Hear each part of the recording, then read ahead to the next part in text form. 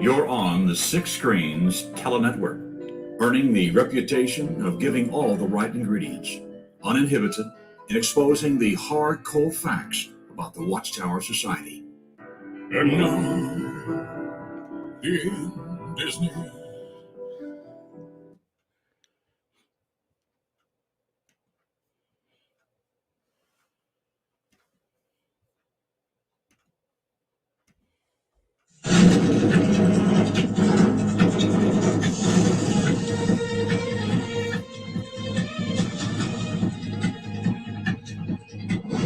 Well, we got another rockin' awesome night up here in Boston. A little cold, but I'm glad you're with us tonight. We'll keep you warm here at the Six Screens. So don't go anywhere. Stay with us.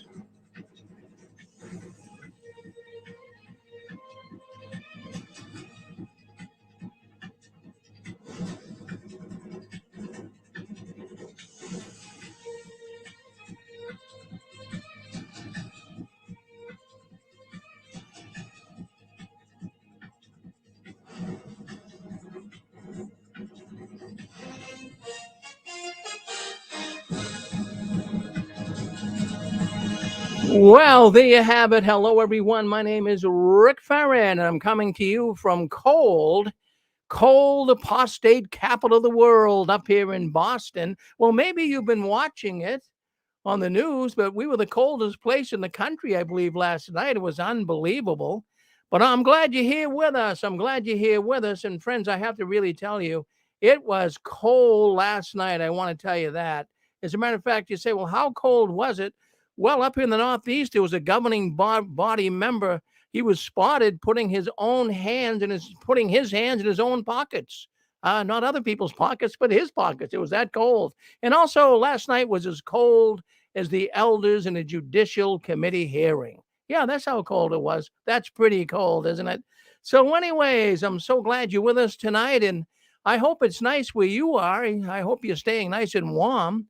And boy, I have to really tell you that if you're listening into the program tonight, I want to give you some good news. I want to give you some good news because if you have relatives that are still involved with the Jehovah's Witnesses and you have friends that you loved dearly, I personally feel it's only a matter of time and they're going to be contacting you.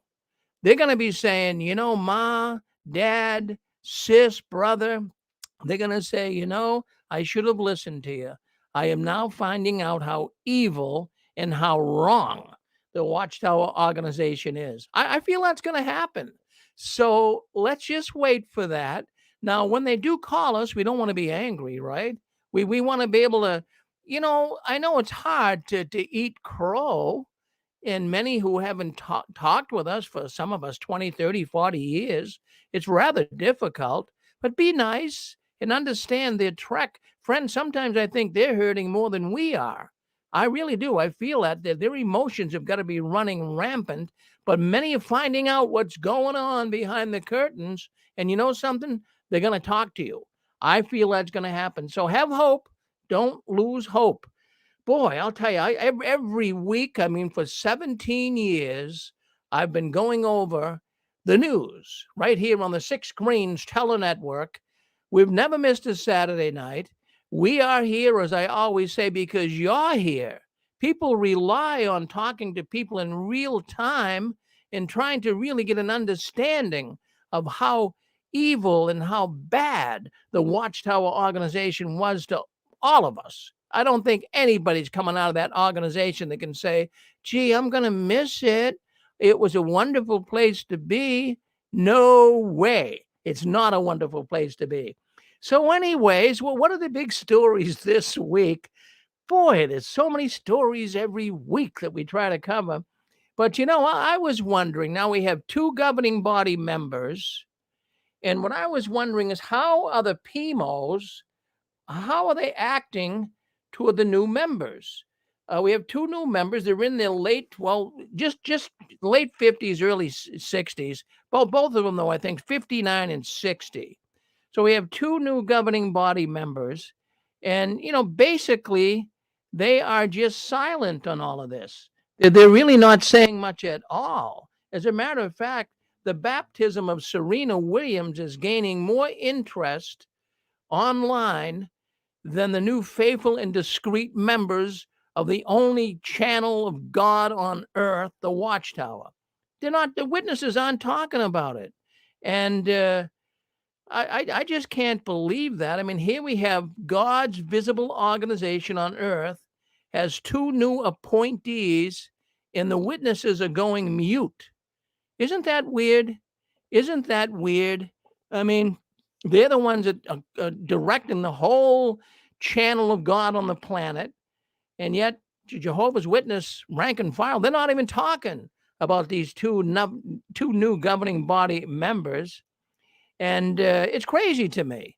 It really is crazy. And I think what's going on, folks, I really do. I think many of them are not understanding.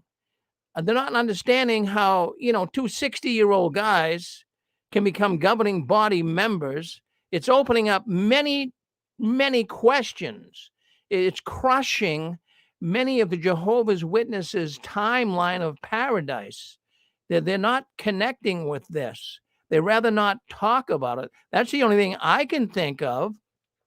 So they're seeing 2 relatively young men claiming to be of the anointed, and these are the new appointees of the governing body. Now, just to realize what's happening here in the mind of many witnesses, the anointed class supposedly was filled about 90 years ago, 1935. Fred Franz gave a talk in the 80s, or it might have been in the early 90s, but he gave a talk saying that no new additions. He said, that's it. All the anointed have been chosen. And the witnesses heard that talk. It was even written up in a Watchtower article. And now we have 2 governing body members that are just coming in here in the year 2023, being anointed and now being put on the governing body. Friends, it's rattling the cage of many Jehovah's Witnesses. So just assume that you're a PIMI, you're physically in, you're mentally in, and you've been in for over, say, 50 years, or maybe even just 25 years. This is silently distressing you. This is not adding up. This is not making any sense. But how do you make sense out of nonsense? So I'm going to put a picture of a magazine up here. If you're on YouTube, you'll see the magazine.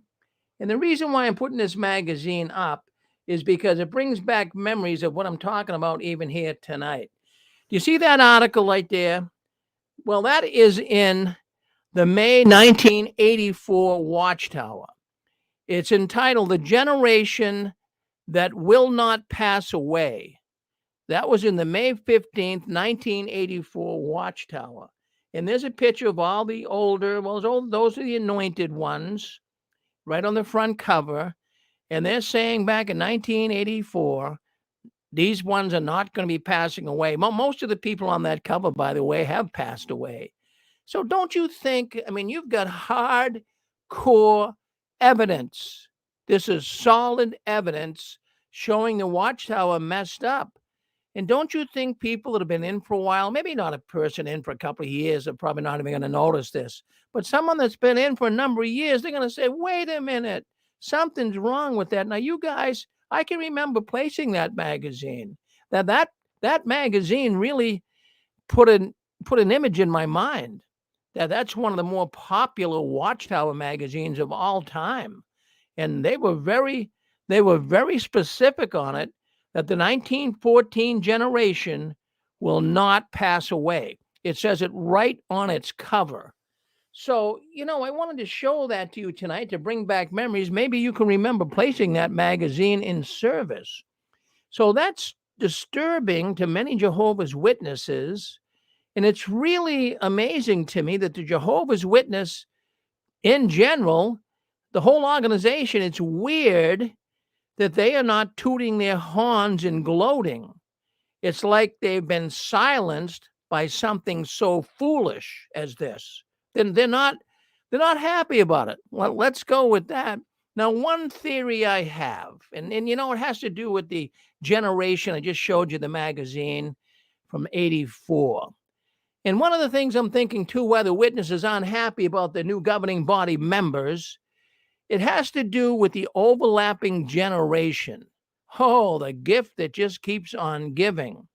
That's something else the Jehovah's Witnesses, well, they never bring the overlapping generation up in discussion.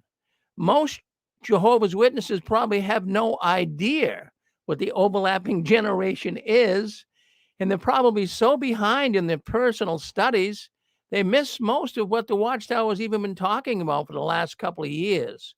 But let me just give you a little rundown just to make it very simple. I'll cut right to the chase. I'll make it as simple as I possibly can. So what the overlapping generation is, and these two new governing body people are in the overlapping generation. And the Watchtower is explaining it this way.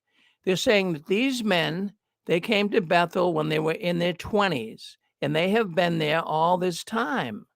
And they actually did hear Fred Franz. They did hear Fred Franz, and they heard other anointed ones who were governing body members speak. And in the process of hearing that, they now become the overlapping generation. They overlap. They now are added in, if you can see what I'm saying. So that's what the Watchtower is claiming these two governing body members, Winard, and I forget the other one's Feeble, his name, something along those lines. But no one's talking about them. As a matter of fact, let me put the pictures up here so you can see them. This one right here, this is Winder. This is new governing body Winder. Look at him. I think he's the one that's 59. And this one here, let's see his name. I forget his name. It's Wielder, something along those lines. But you can see they're young. They're young men. They're not like the old guys you see now, Loesch and Hurd. These are new ones coming up in the ranks. So it's creating some real confusion. So all of the spiritual food that the Jehovah's Witnesses have been fed for the last 10 years is so dumbed down, they really don't stop and think for themselves. That's what a lot of Jehovah's Witnesses are doing now. Some of the older ones that have been in for quite a while, they're getting it. But some of these new ones, they're so dumbed down, they don't just go right over their head like that Chinese balloon over Montana. They miss it all. So they can only say the world is bad and the organization is good and great. Well, that's what new Jehovah's Witnesses are going to tell you. In fact, all Jehovah's Witnesses, for the most part, everything is so dumbed down. The only thing they can say is, well, the world is bad and the Watchtower is so great. I mean, that's all they know. They couldn't scripturally fight their way out of a paper bag if they ever got into a discussion with a born-again Christian. They wouldn't be able to handle it. And, the Watchtower, they don't like to discuss doctrine to begin with. They don't discuss doctrine because they're in fear that they wouldn't know what to say. Frankly, ex-Jehovah's Witnesses like all of us, me, you, everyone listening into the broadcast tonight, frankly, us ex-Jehovah's Witnesses, we read and we notice everything that's going on in the Watchtower. Yep, no one studies the Watchtower like an apostate, right? We're watching every move they make. I know more about the Watchtower now that I'm an official disfellowshipped apostate than I did when I was in there, even professing to be of the anointed class. I know more now as an apostate than I did when I was in there. Now listen, it was always said that we look to the governing body. And I'm looking, and right now we have two of them getting younger. So what about this Armageddon has to come before they die? And what about them saying it's really close? So for the Watchtower to say that, and these guys are 60, say, well, they could live to be 100. It's 40 years. 40 years before Armageddon could come. It turns out the governing body now, they're getting younger. They're not getting older. I mean, that is Really, if you were still in the organization, wouldn't that trouble you? Would you just, just let it fly over your head and not notice this? Well, don't worry. Many are, and many of your relatives and friends, they are seeing how nutty, how foolish the Watchtower organization is. Well, and I mentioned, yes, Susan.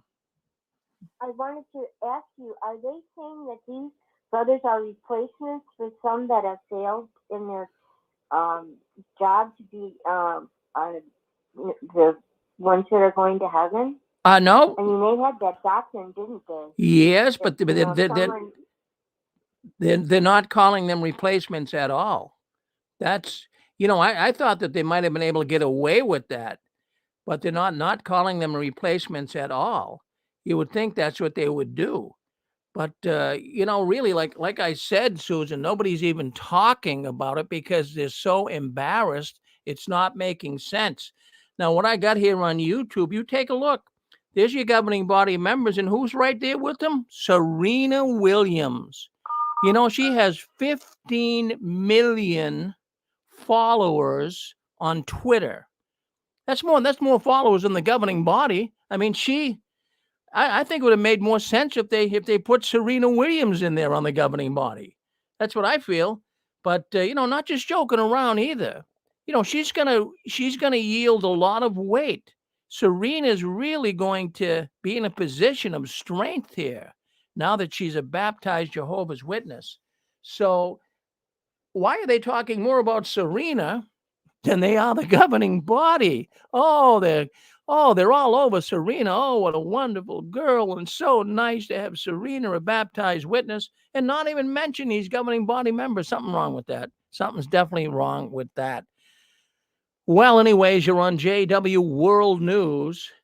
Now, that's the news the Watchtower doesn't want us talking about. But we talk about it every single Saturday night and every other Sunday here on the 6 Screens. So we're glad you're with us. Don't go anywhere because we have a lot of programming tonight, a lot of news still to cover. Now, I get news every single day coming into the 6 Screens. It's like a news clearinghouse. It reminds me of a UPI, United Press International, where news comes in every day. People, I want to tell you, keep it up. I love it. Thank all of you folks for sending me messages on Messenger, sending me emails, texting me. I appreciate all of that because that's where I get my news. And I thank you all for sending that to me. And don't give up on that. And anyone out there ever comes across a good story that they come across on the internet, by all means, send it to me at jwworldnews@gmail.com. Well, I got this story that I'm going to come up with now. This is a wonderful story. Did someone want to say something? Go ahead before we move on. If you want to say something, you're on with us. Go ahead. Did someone want to say something? Okay. So just what you can do is just mute yourself if you're not speaking up, and we will just hit. Yeah, go ahead, Ken. Go ahead. I'll take the other caller, okay? All right. Was there someone else on there? Yeah. Hey, Rick. Yeah. I just want the audience, to realize that when I came into the Jehovah's Witnesses in 1970, I was told that Jehovah's Holy Spirit runs the organization, and everything that the governing body does was under inspiration. All the articles that are written and so forth are under inspiration. Well, we can see that either the Watchtower got it right and our Heavenly Father doesn't know what he's doing, or it's the other way around. And I can assure you, it's the other way around. Thanks, Rick. I'm with you, Dick. Go ahead, Ken, from the Northern Peninsula of Michigan. Go ahead. Yeah, I listened to that story with with a lot of conjecture, of course, and so forth. We've been hearing that same old story for several years and all that. Nothing ever happens.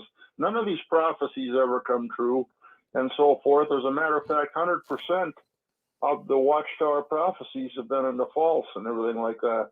I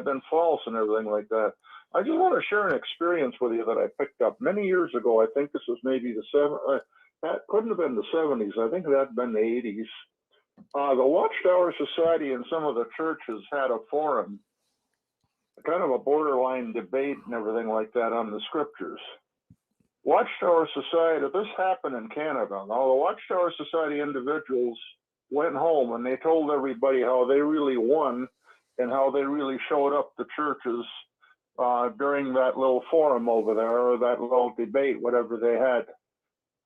They didn't have all the modern technology back then like they do right now, so very few people seen it either which way there. But I just happened to run into somebody that did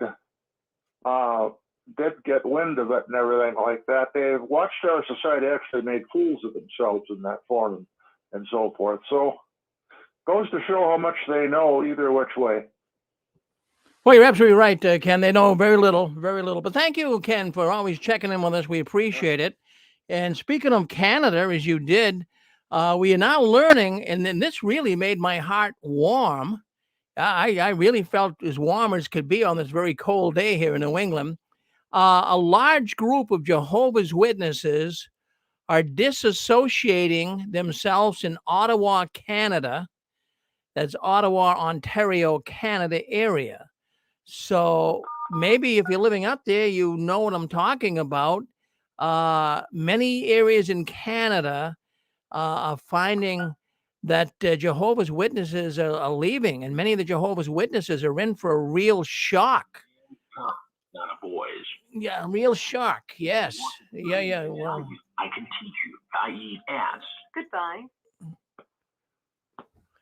yeah. So we got the intruders coming in once again on us, which they seem to get a kick out of. But in Canada right now, what's happening is we have so many Jehovah's Witnesses that are leaving, and many of the Jehovah's Witnesses up there are in a real shock.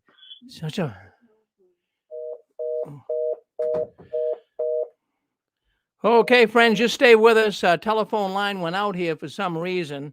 Let's see if we can't get that back on. So we'll get the telephone line back on. Just stay with us. And Dick, you on there with us? Go ahead and speak up if you like. Welcome into the live 6 Screens conference calls. We thank you. If you're on YouTube, stay with us. Our telephone line went out. We've got some intruders creating some issues for us, but just stay with us and we'll be right back on and we'll just get through the night here. Your phone is a microphone and picks up on all noises in the background. We hope you enjoy the programs tonight. You will now be placed into the conference. If you are the host, press star now. Please enter your PIN.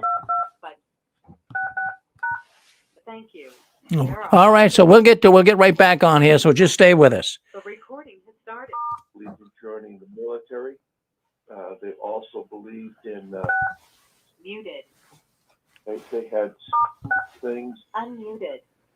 like Beth Serene. They willed that to the saints of old. That never happened. There's so many con jobs that the Watchtower came out with, and they're trying to hide their tracks. They want you to take all the books written from 1985 back to the beginning, and they want them destroyed. They actually had Bethelites going around to these Bible bookstores and grabbing anything off the shelf that came from the society printed, and they wanted them to be destroyed because they didn't want the rank and file to go to their Kingdom Hall, look in the library, and look things up. They would have found all these false prophecies. These 12 different prophecies about Armageddon coming on such a day and such date and so forth. There's so much of that out there.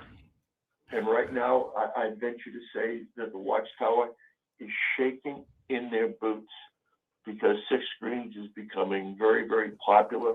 More people are listening. More people are getting out. And I think they would do anything to shut it down.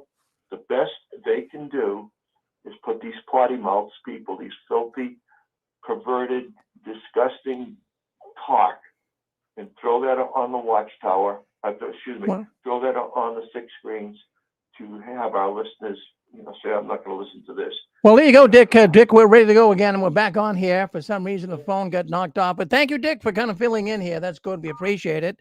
So as I was saying, up in Canada, many of the Jehovah's Witnesses are in for real shock as they are seeing so many of their friends leaving the organization. Large amounts of Jehovah's Witnesses are writing letters of disassociation, and plenty of them getting disfellowship too. Is it happening everywhere? Yes, fortunately, it's happening everywhere. And more elders are realizing that people are waking up and smelling the coffee, and they no longer want to be Jehovah's Witnesses.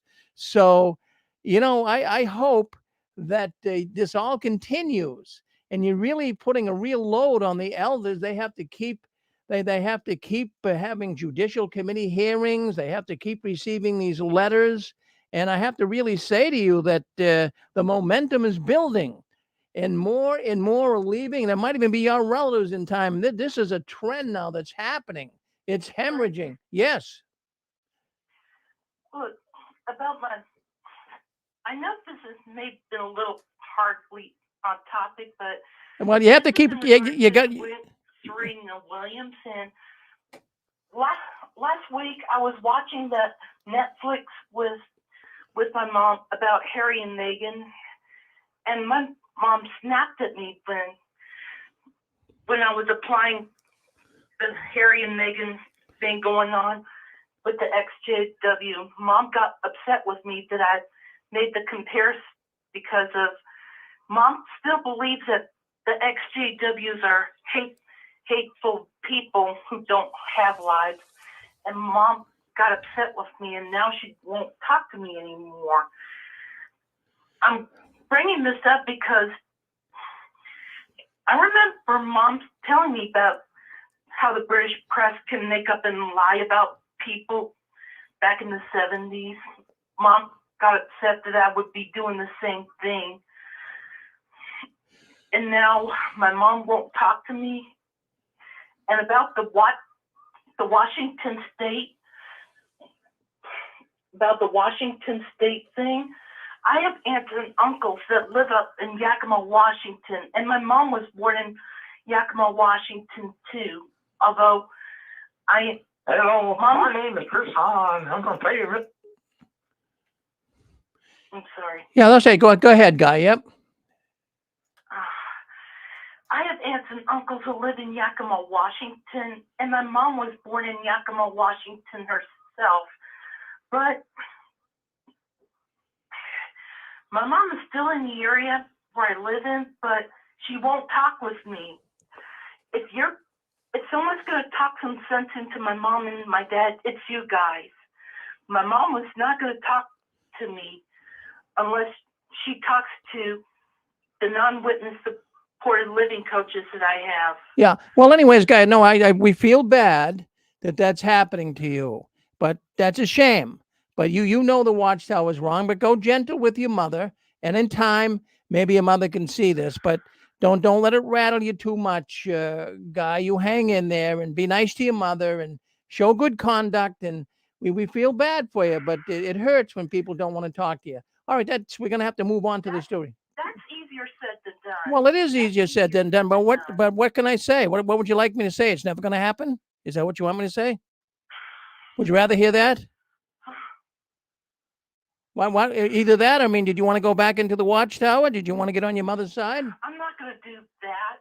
Yeah. My mom and my sister are most important to me. Well, they are important to you. Our family is the most important thing there is. The family is the most important thing there is. But I mean, you decided to leave the Watchtower, and good for you to do that. That takes a lot of guts. But you knew that going out that it's going to happen. So you're going to have your relatives and friends are not going to speak. I don't know if my mom's even listening or watching the program, let alone all the former friends I used to have here in Southwest Florida listening. Well, I don't think your mother's watching. It's not, this isn't CBS News. I mean, I don't think your mother's. I mean, does she have an interest in leaving the Watchtower? I mean, is she a PIMO?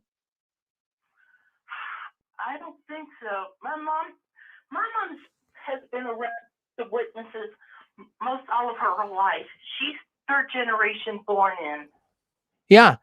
Well, anyways, what we have to do the news here. One of these days, Guy, we'll get you on, let you tell your whole story.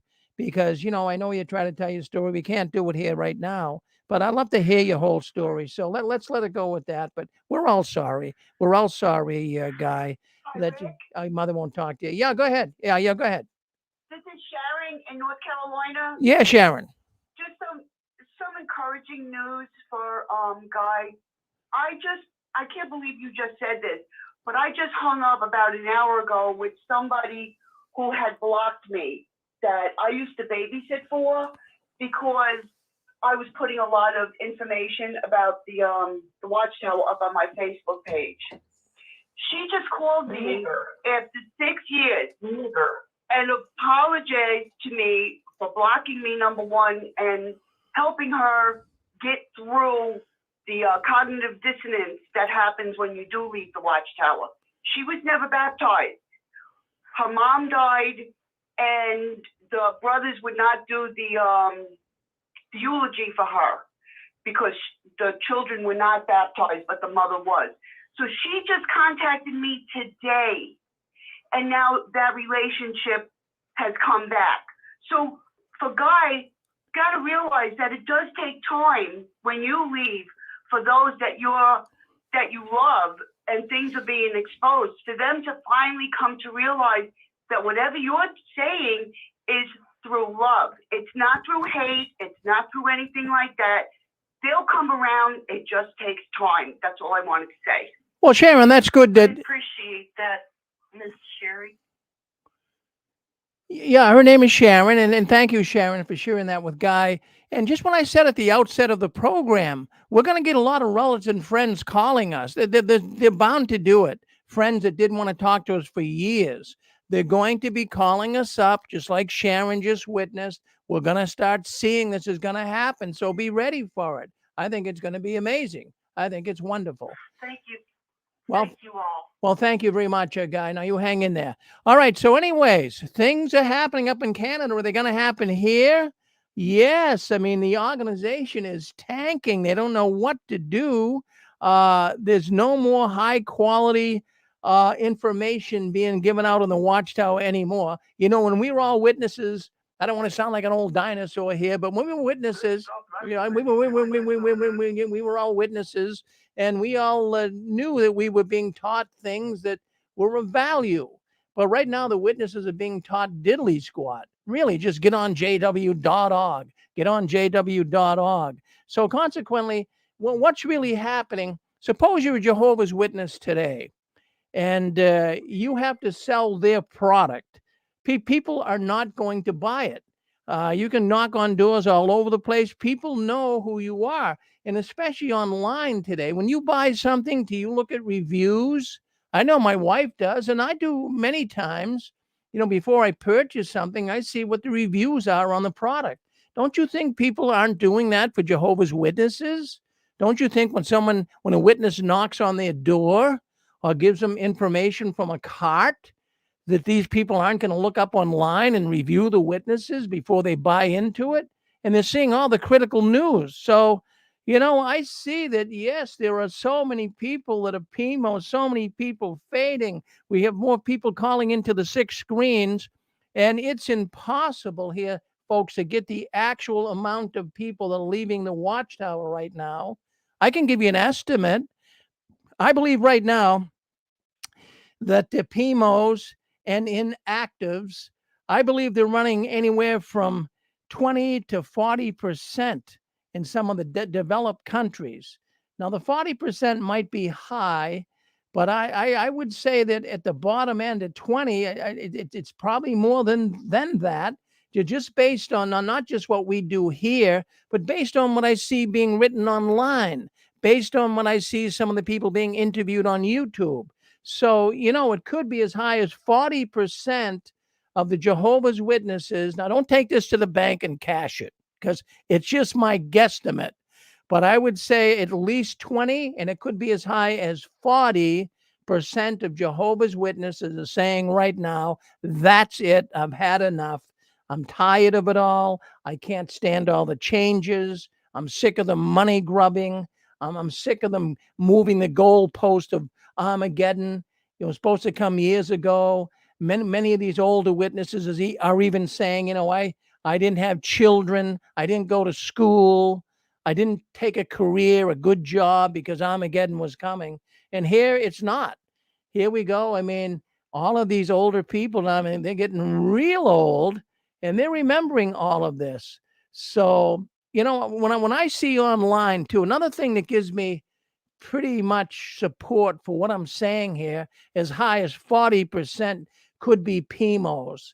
They're just going to the meetings in a perfunctory way. They're just going through the motions. And I believe that's happening just based on some of the information that's coming into the 6 screens. Now, I've been checking online and trying to check with as many people as I possibly can on how many people are really attending meetings in person. And the people I've been talking with and the stories I've been reading online, 50 to 70% of Jehovah's Witness members are avoiding in-person meetings.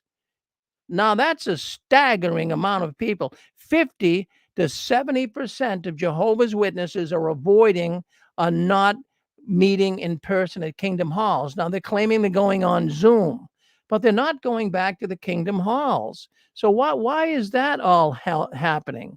Well, really, being a Jehovah's Witness today, think about it. We got inflation. We've got worldwide problems, political unrest, all kinds of issues that are going on in a person's life. I mean, to be a Jehovah's Witness is like having another job. It's an absolute chore today to be a witness. And imagine how hard it would even being an elder these days. I mean, think of being an elder today with all of these PIMOs. They know that many people in the congregation don't believe it anymore, but they're scared to death to leave. So imagine an elder. How many shepherding calls would they be doing? How many judicial committee hearings are they holding? And how much pressure are they getting from the circuit overseers? Well, get rid of these people. Get rid of these people. I mean, this is all happening. So the Watchtower right now, and I can imagine the elders, they're doing the same thing. They're all in damage control. Yes, and that's occupying a good part of an elder's duties these days. Think about it. Now, suppose you're Elder Borgie, and he's got his congregation in California. And all of a sudden, his congregation is dwindling. And, they went from 120, they went down to 80, they're now down to 55, 56 people. Don't you think people are coming to the elder and asking the elder questions like, where's Brother Jones? Where's Sister Righteous? And how about Brother Zealous? Where are they? Don't you think the elders are getting that every day of the week? And what do? They have to make things up. They're not going to tell them that they fell away for apostasy. They're going to say, well, they became materialistic, or they got a job that doesn't let them. They're going to lie. They're not going to tell them the real truth. How could you tell everyone that's coming to you and asking you why people are leaving if you kept saying because of apostasy, the people would start looking things up. They'd start questioning. So the elders are in a real pickle. Yes. So, now let me tell you another thing that happened not too long ago. Now, they used to have, I can remember even when I was going to the meetings and the book study that I had, what we did is we had a little notebook, and the book study overseer had the names. He'd take our names, our telephone numbers, and our address, and he had a little notebook where he would keep all of our names in there. And many of us witnesses were kind of encouraged to keep that too. So we knew who our brothers and sisters were. We knew where they lived. We had their telephone number. And of course, the organization always said, well, you want to have that in case persecution comes. And, you can at least all meet together and get in your little bunker or whatever.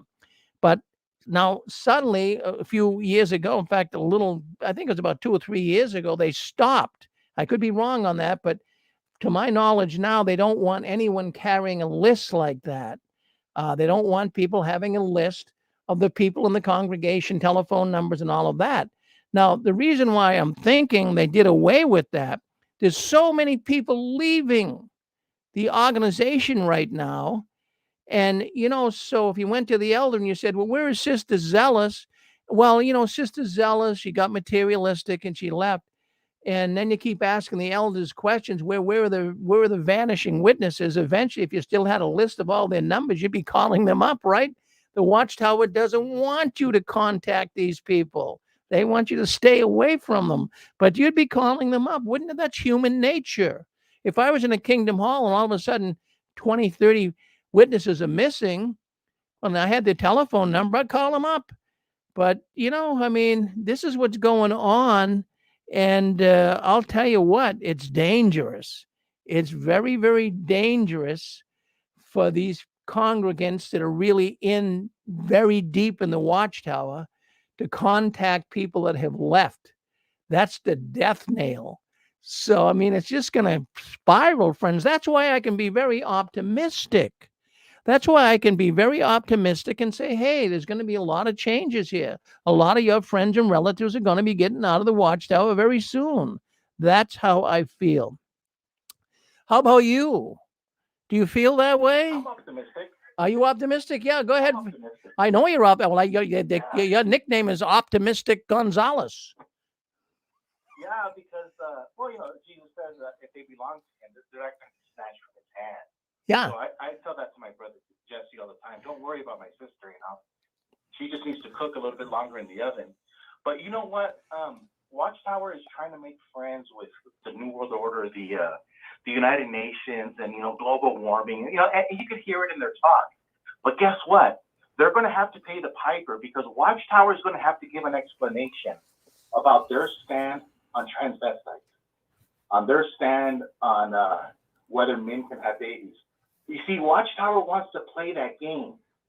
Watchtower wants to play with all of those United Nations type people, but they're avoiding all of the other stuff. And you can't have it that way. So Watchtower, I predict that the tide is going to turn. And because they were playing with the United Nations in their, agenda as far as global warming, the end of the world type stuff, they're going to have to play. They're going to have to either be 100%, or they're going to suffer the consequences for being on the wrong side. I think that's going to happen to Watchtower. Yeah. They're going to have to answer the question, what is your stand on homosexuality? Watchtower, what is your stand on transvestites? Watchtower, what is your stand on this and this and this, on the modern cancel culture movement? And it's going to backfire. Well, I think it already is, Gilbert. I saw a YouTube video, and it wasn't done by an ex-Jehovah's Witness, but it was done by just a man of the world, so to speak. And he was just talking about Serena Williams and how she was just baptized into the organization. And he was saying it's going to be very, very difficult for her because she had so many individuals that she kind of hobnobbed with that are in the LGBTQ community. And now she has to give those people all up. She can't be an activist for them. So this guy was saying it's going to be very difficult, and she's not going to be able to celebrate birthdays. So, she might be instrumental in getting the Watchtower to bend a few of their rules. I'm thinking. Yeah. Who else wants to speak up? We have another person on with us. Go ahead. You're on with us. Yeah, hello, Mr. Farron. Hold. I'll take the other caller. Yeah, hold on. Yeah, go ahead, Christine. I had a thought, because I saw a documentary where the United Nations, there were some Zionist rabbis. There was maybe 5 or 10 of them standing behind, I think it was Trump, when Trump was in. And what they were signing into was administering the one world religion, which was going to be under the Noahide laws. And that was all, new to me back then, but I looked it up, and the Noahide laws are very tight with the 10 Commandments. But the difference that I saw in the Noahide laws was there was a lot of death penalties for breaking any kind of a law for this. It was called, I think it was they're trying to incorporate it as the new world religion. So I was going to ask Gilbert, had he heard about that, and that possibly Watchtower could actually be on the right side of the United Nations one world government, one world religion coming in. Just a thought I wanted to share. Didn't just throwing it out there. Not not claiming to know everything, but it's just something that I came across when I was watching that documentary. Well, very good, Christine, for sharing that with us. I'm not sure if Gilbert heard what you said, but if he is, here's your chance, Gilbert, to come on. But anyways, I mean, things are really changing in the Watchtower, and we're hearing so much about them. We really, you're on with us. Go ahead. I believe that's Debbie. Go ahead, Debbie. Yeah, I was going to say it's not just witnesses, that some of the witnesses that are going door to door. Today, 2 women knocked on my door, and they've been working this whole area going door to door and giving out flyers. Well, their little cards. And I thought, oh goodness, when I saw them at the door, should I even go there? And I did, and they just gave me the little card and invited me to their church. And the other day, they did that with my daughter. She called me to see if they had come by here. And so they're working the territory. So they're going door to door, 2 by 2, even the women and by themselves, just like the witnesses.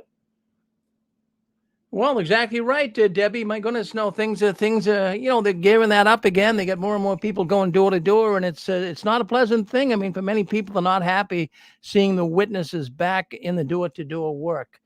All right, so let's see what else we got going on behind the curtains of the Watchtower. As we say, the momentum's building. More and more people are leaving. And like I told you, 50 to 70% are not attending the meetings in person. That's a lot of people, folks. I can tell you that. And also, we have to talk about the fact that, well, I'll tell you that they're continuing to, it looks like they're really getting into more real estate lately. We talked about a building on Long Island a couple weeks ago. It was a Geico building. I believe they paid, I forget what it was, 28 million, was it? I don't have the figure in front of me.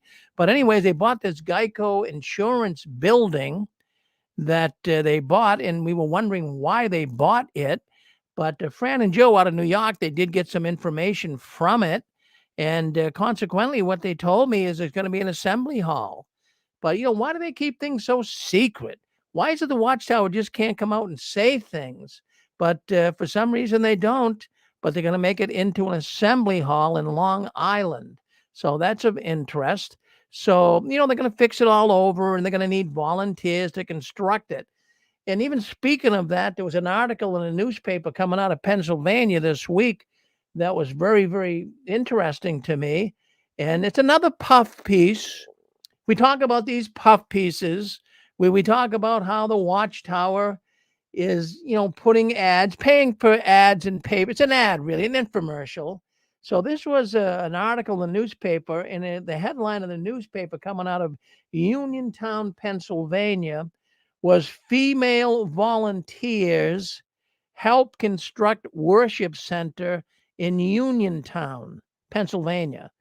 So it starts out by saying this woman, her name is Denise Compston of Mapletown, and she is working drywall in this new Kingdom Hall that they're putting up. They're putting a Kingdom Hall up in Uniontown, Pennsylvania, and they're saying how women are really making a big difference. Female volunteers are instrumental in the construction of the Kingdom Hall. And in fact, what it says here, in fact, 55% of nearly 600 volunteers involved with the project were women. So there were more women building this Kingdom Hall than there were men. And they came from as far away as West Virginia, Ohio, and Georgia to build a Kingdom Hall in Pennsylvania.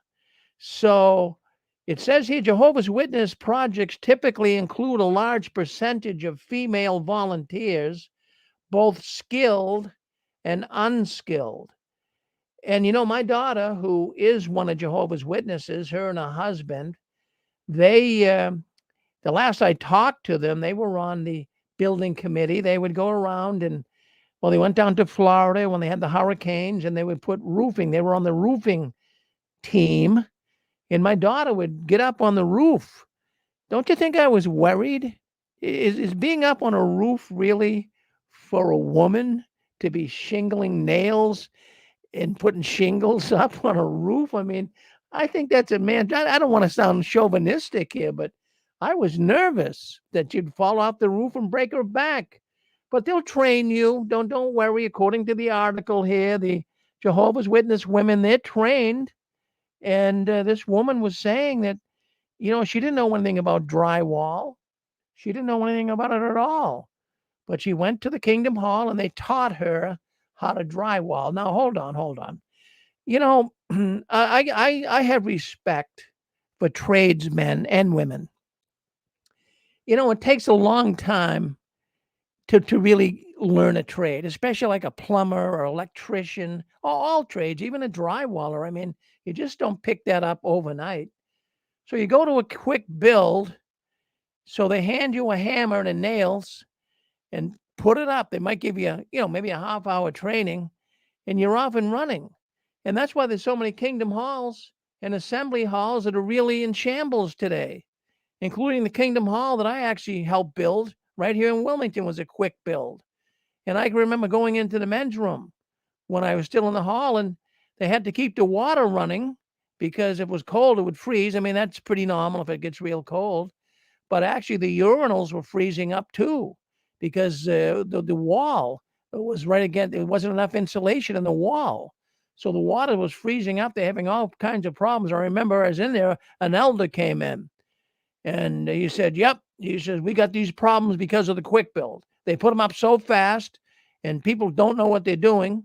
And they're putting these halls together and this is what we land up with. So, this paper can really speak wonders about women. And I think it's nice. I'm not saying it's a bad thing that women are in the trades work at a Kingdom Hall doing the various necessary things that have to be done to do the building.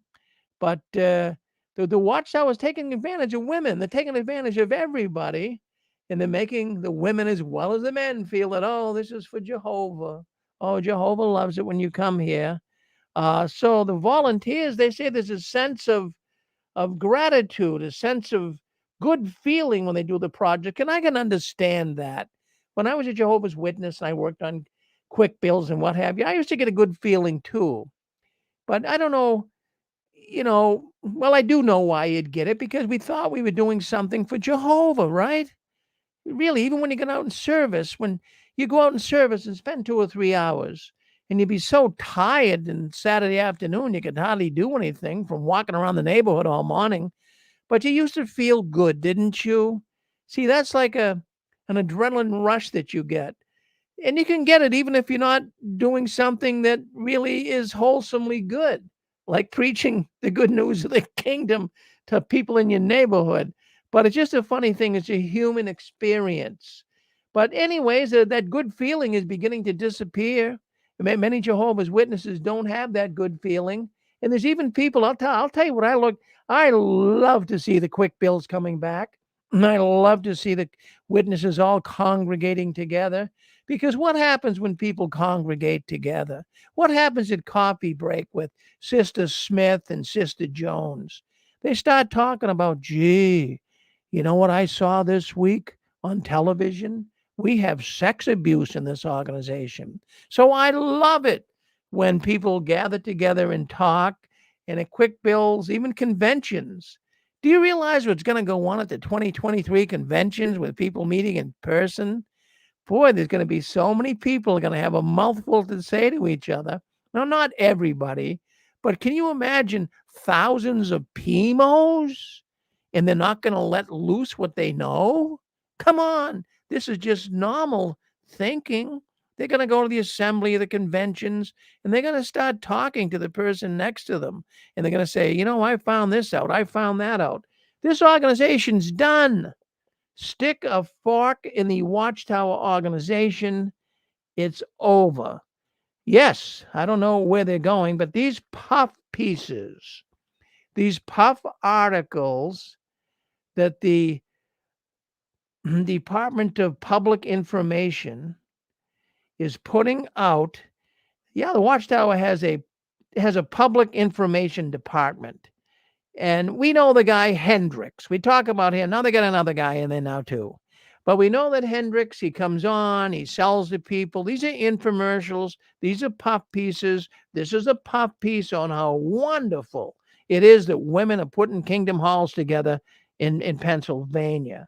So their Department of Information is really putting out these puff pieces. But I wonder, they have the women come, and the women, build the kingdom halls. 55% of the construction in the Watchtower these days, as I said earlier, is being done by women.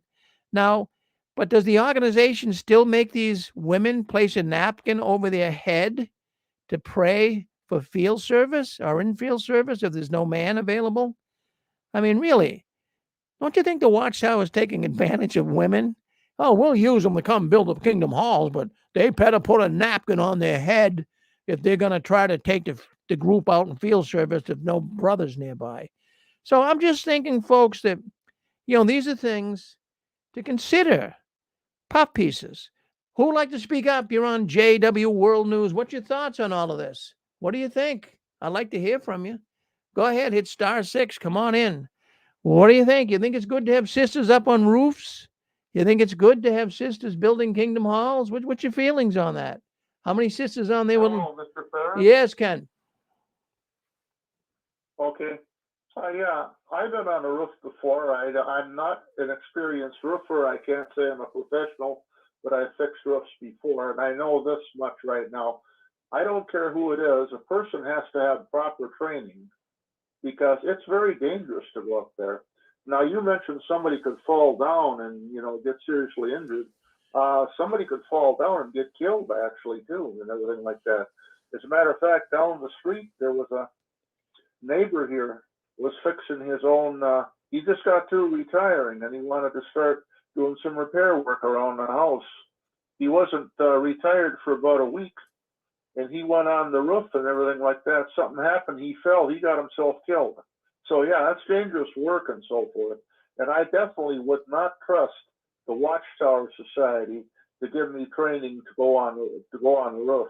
I would take lessons from an experienced roofer or a professional roofer and everything like that, because I don't think the Watchtower Society qualifies to teach somebody how to go on the roof. Oh, yeah, they don't. They really don't. But, the thing is, too, people have been hurt. And I've even heard of people dying. At least one that I heard of that died at a quick build. Do you think the Watchtower is going to dig in? You think the Watchtower is going to dig in their pockets and help that person? Oh, they're not. Hello. Yeah, go ahead. Hello, Rick. This is Constance. Yes, Constance. Hi, dear. I was going to say, Mark used to be a general contractor, and what's interesting is you have to always be sure as a general contractor you're insured and bonded.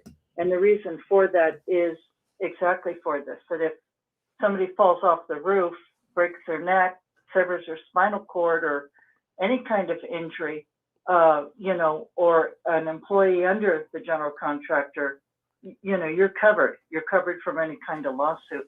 And what I was going to say is there would be times I would help Mark. I'd get up on the roof. I was okay getting up. The hard part was coming back down that ladder when you couldn't see behind you. But anyway, I did. I got up there and I helped him several times. But I was going to say, Watchtower, I'm sure, the point I'd like to make is, I think it's great for women to get up there and learn the trades and all that. I'm all for that. And I know there's a lot of brothers that are for that too. But, is Watchtower going to cover them? Are they insured and bonded if something happened? My guess, no, they're not. That's my guess on that, Rick. So, a lot of times people are not aware of what can possibly happen. Sometimes you're up on a roof, maybe it's a little slippery, the slope, maybe it's a little icy or something.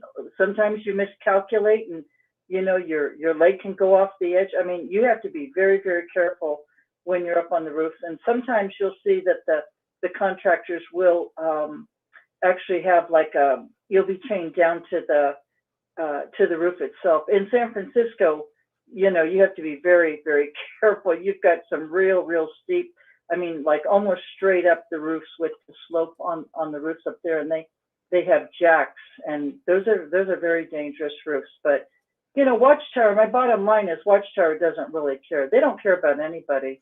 All they care is about free labor for everybody to promote, whether it's a quick build or whatever. So thank you, Rick. Well, thank you very much. I appreciate it. Go ahead. Yes, I believe that's Michael. Go ahead, Mike.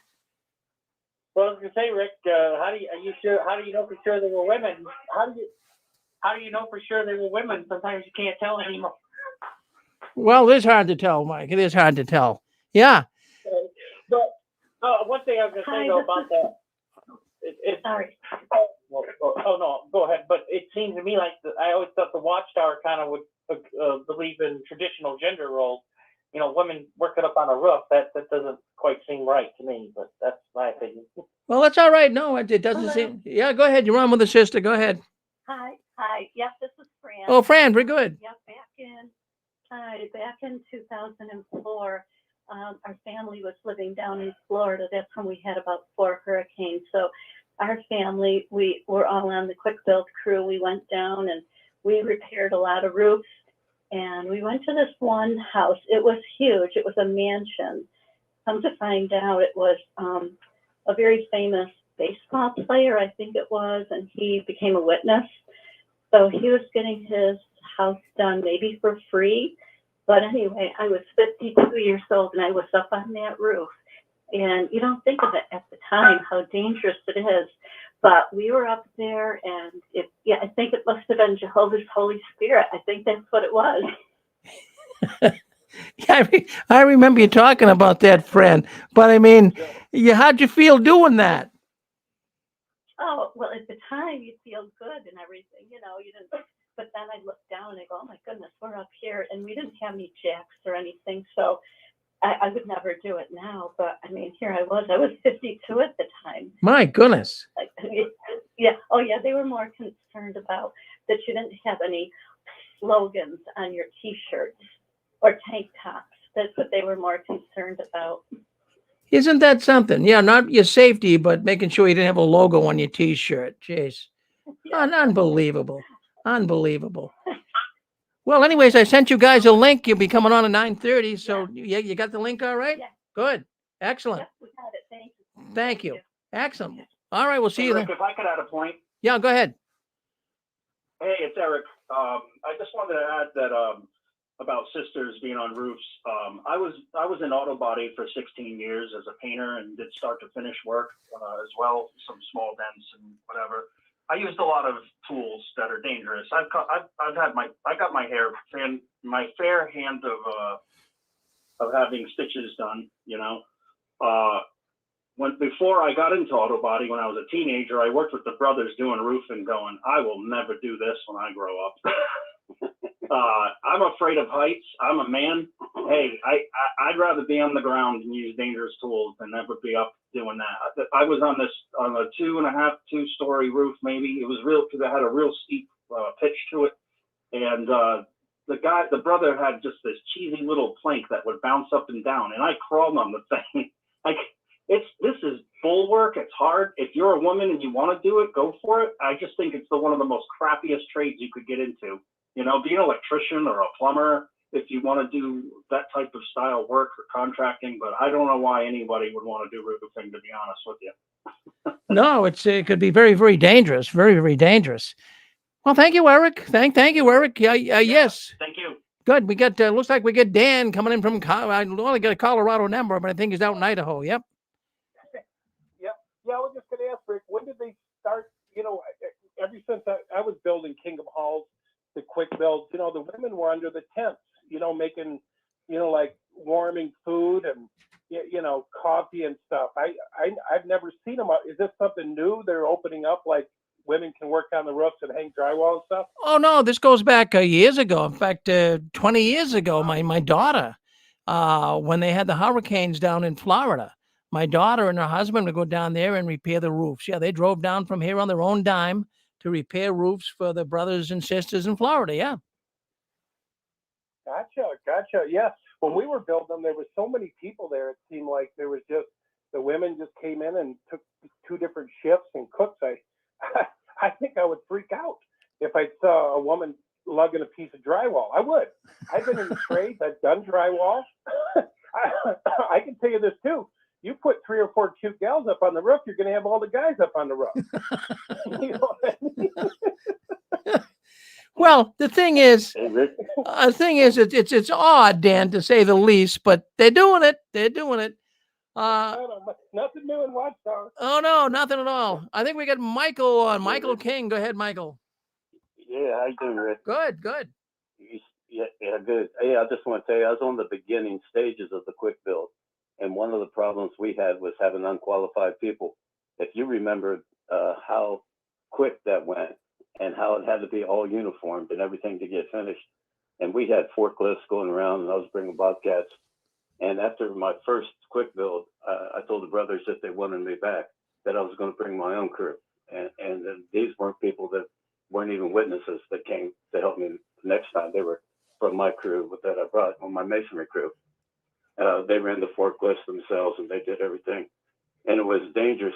A lot of brothers and sisters came just to they think they was going to learn a trade out there. But it was serious. Those quick builds were serious, complicated, buildings. We had to go and we had to get it done. It had to be organized. Well, Mike, I know you're a construction guy. We've talked about that when you had your interview. Now, if you were building a building, a house even, and all of a sudden you had some unskilled people show up, would you feel comfortable giving them a hammer and nails? No, well, you wouldn't give them a hammer and nails, not today. You'd give them an electric gun, and Yeah. you'd be shooting these things all over the place. Yeah. No, I wouldn't feel comfortable at all. Yeah. Jeez. Well, now how about you? Yeah, go ahead, Denise. Yeah, well, I was one of those women that was doing roofing and sheetrocking and taping and electrical and plumbing and all kinds of stuff when I was younger. And, I did helped with a couple quick builds when I was young, stuff like that. But even though women are capable of doing those things, it doesn't mean that you should. I learned the hard way. I did a lot of hard work in my life. I was carrying bundles of shingles up ladders and moving transmissions and doing hard work in my life. And women, even though they're capable of doing it, they're not built for it, and it will harm them over time. And I do believe that that's why I'm disabled today, is because I did work that was predominantly male work. And I just want to put that in here so that women that are planning on doing those things when they're young, the biggest thing is just because you can doesn't mean you should. Thank you. Well, thank you, Denise, for checking in with us. So do you like doing that? Yeah, I did. I did it most of my life. I did. I turned into a mechanic and car builder, and I worked really hard in my life. Lifting 300-pound transmissions and installing them by myself, and I had a lot of pride in it because I could do it. But I'm paying for it now. I can barely even walk, and I'm only 58. So, I mean, it really took its toll on my body. And if a woman is smart, she'll do the gravy jobs like cooking and making coffee. I mean, don't look at it as something that's bad. Oh, I want to do that job because you know, I think they do it because of the prestige. I think that's why I did it, basically because that's where the money was. I was raising kids on my own, and I had to do jobs where the money was. That's right. So I was doing hard work. Well, but that, like I say, it takes its toll on you. Sure And does. you know, doing it on the weekends is fine. Do it helping a quick build or something. If you have the, you know, the gumption to do it, go for it. But don't turn it into a lifetime thing. You know, don't do that kind of stuff every day. You know, because women's bodies are definitely built different, and we don't have the body structure to do that day in and day out. Let men do the heavy work, and you know, if I did live my life over again, I would do the easy stuff and let the guys do the hard work. Well, there you go. Now If that I knew how to do it, I'd supervise. well, you're my kind of woman. That's what I like, is a woman that recognizes that. A woman that recognizes that certain jobs require strength and more. Well, let's put it this way: you need more horsepower, so to speak. Sometimes it's hard for a woman to get that up. But I'm sure there are women that can do a fine job. I'm not saying they can't. But no, I say that the Watchtower is taking advantage when 55% of all people building quick builds, all the people on the construction teams of Watchtower, 55% of them are women. But yet these same women, you know, when they want to lead the group out in service and say a prayer and a male isn't around, they have to put a napkin on their head. I mean, really, what? No. Regarding those quick builds, like male or female, when it came to the electricity and the plumbing, I mean, they had to have some kind of professional on hand to make sure the electric and plumbing was right. So you can get all the men and women and kids you want from the congregation, but the electricity and the plumbing, did they not have some professionals on hand to do that? You can't train a brother and sister, you know, in 10 minutes to, this is the electricity, this, that, and the other. So there had to be some professionals there for the building to be in proper running order. You know? Well, yeah, that's my experience is there were professionals. Answering my question. Yeah, in fact, yeah, what I was going to say is, well, what happens is there's generally someone that's, when it comes to that, you know, you're not going to get people to just go in there and start doing plumbing, but, you know, they can get people to, you know, pick up the debris around the construction site. They can get people to, you know, tape mud and tape drywall. You know, certain things they can do, and they can train them maybe. I don't mean the drywall. I mean the running. You need a professional. The building has to be inspected before it's in running order. Who did that? Well, no, the electricity. Yeah. Who made sure that was, you know, well, correct? That's what I'm asking. Well, go ahead, Denise. You want to say? Go ahead. You want to with us? So who wanted to chime in here? Go ahead and tell Terry. Go ahead. Yep. Sorry. I wanted to add in that another factor for the construction work is all the brothers and sisters had to be exemplary publishers. That was the same thing being on the regional. My question, Rick, I was asking about the electricity and the plumbing. That Right. Right. No, you. Yeah. I can answer that. Well, go ahead, Michael. Come and answer the question, Michael. Yeah. Yeah, we had inspectors on the job for all 3 days. So that's what I was thinking. Yeah, there had to be some professionals there. That doesn't make. Yeah, of course. Yeah, I just what I was from the city. From the city. There were government inspectors. We had inspectors for plumbing. We had inspectors for masonry. All the inspectors were there. It was the write-off for the final inspection was done. So, and they were paid. They were all paid overtime. So like this was done in like a weekend's time, and the building was ready like in 2 days time, and it was inspected. It passed inspection. Absolutely. Wow. Yeah, okay. So I did four of them personally. Wow. Okay. Stuff in there. Was it professionals that built the hall completely? Hello. Go. We got a brother that wants to come in. Go ahead, brother. You're on with us.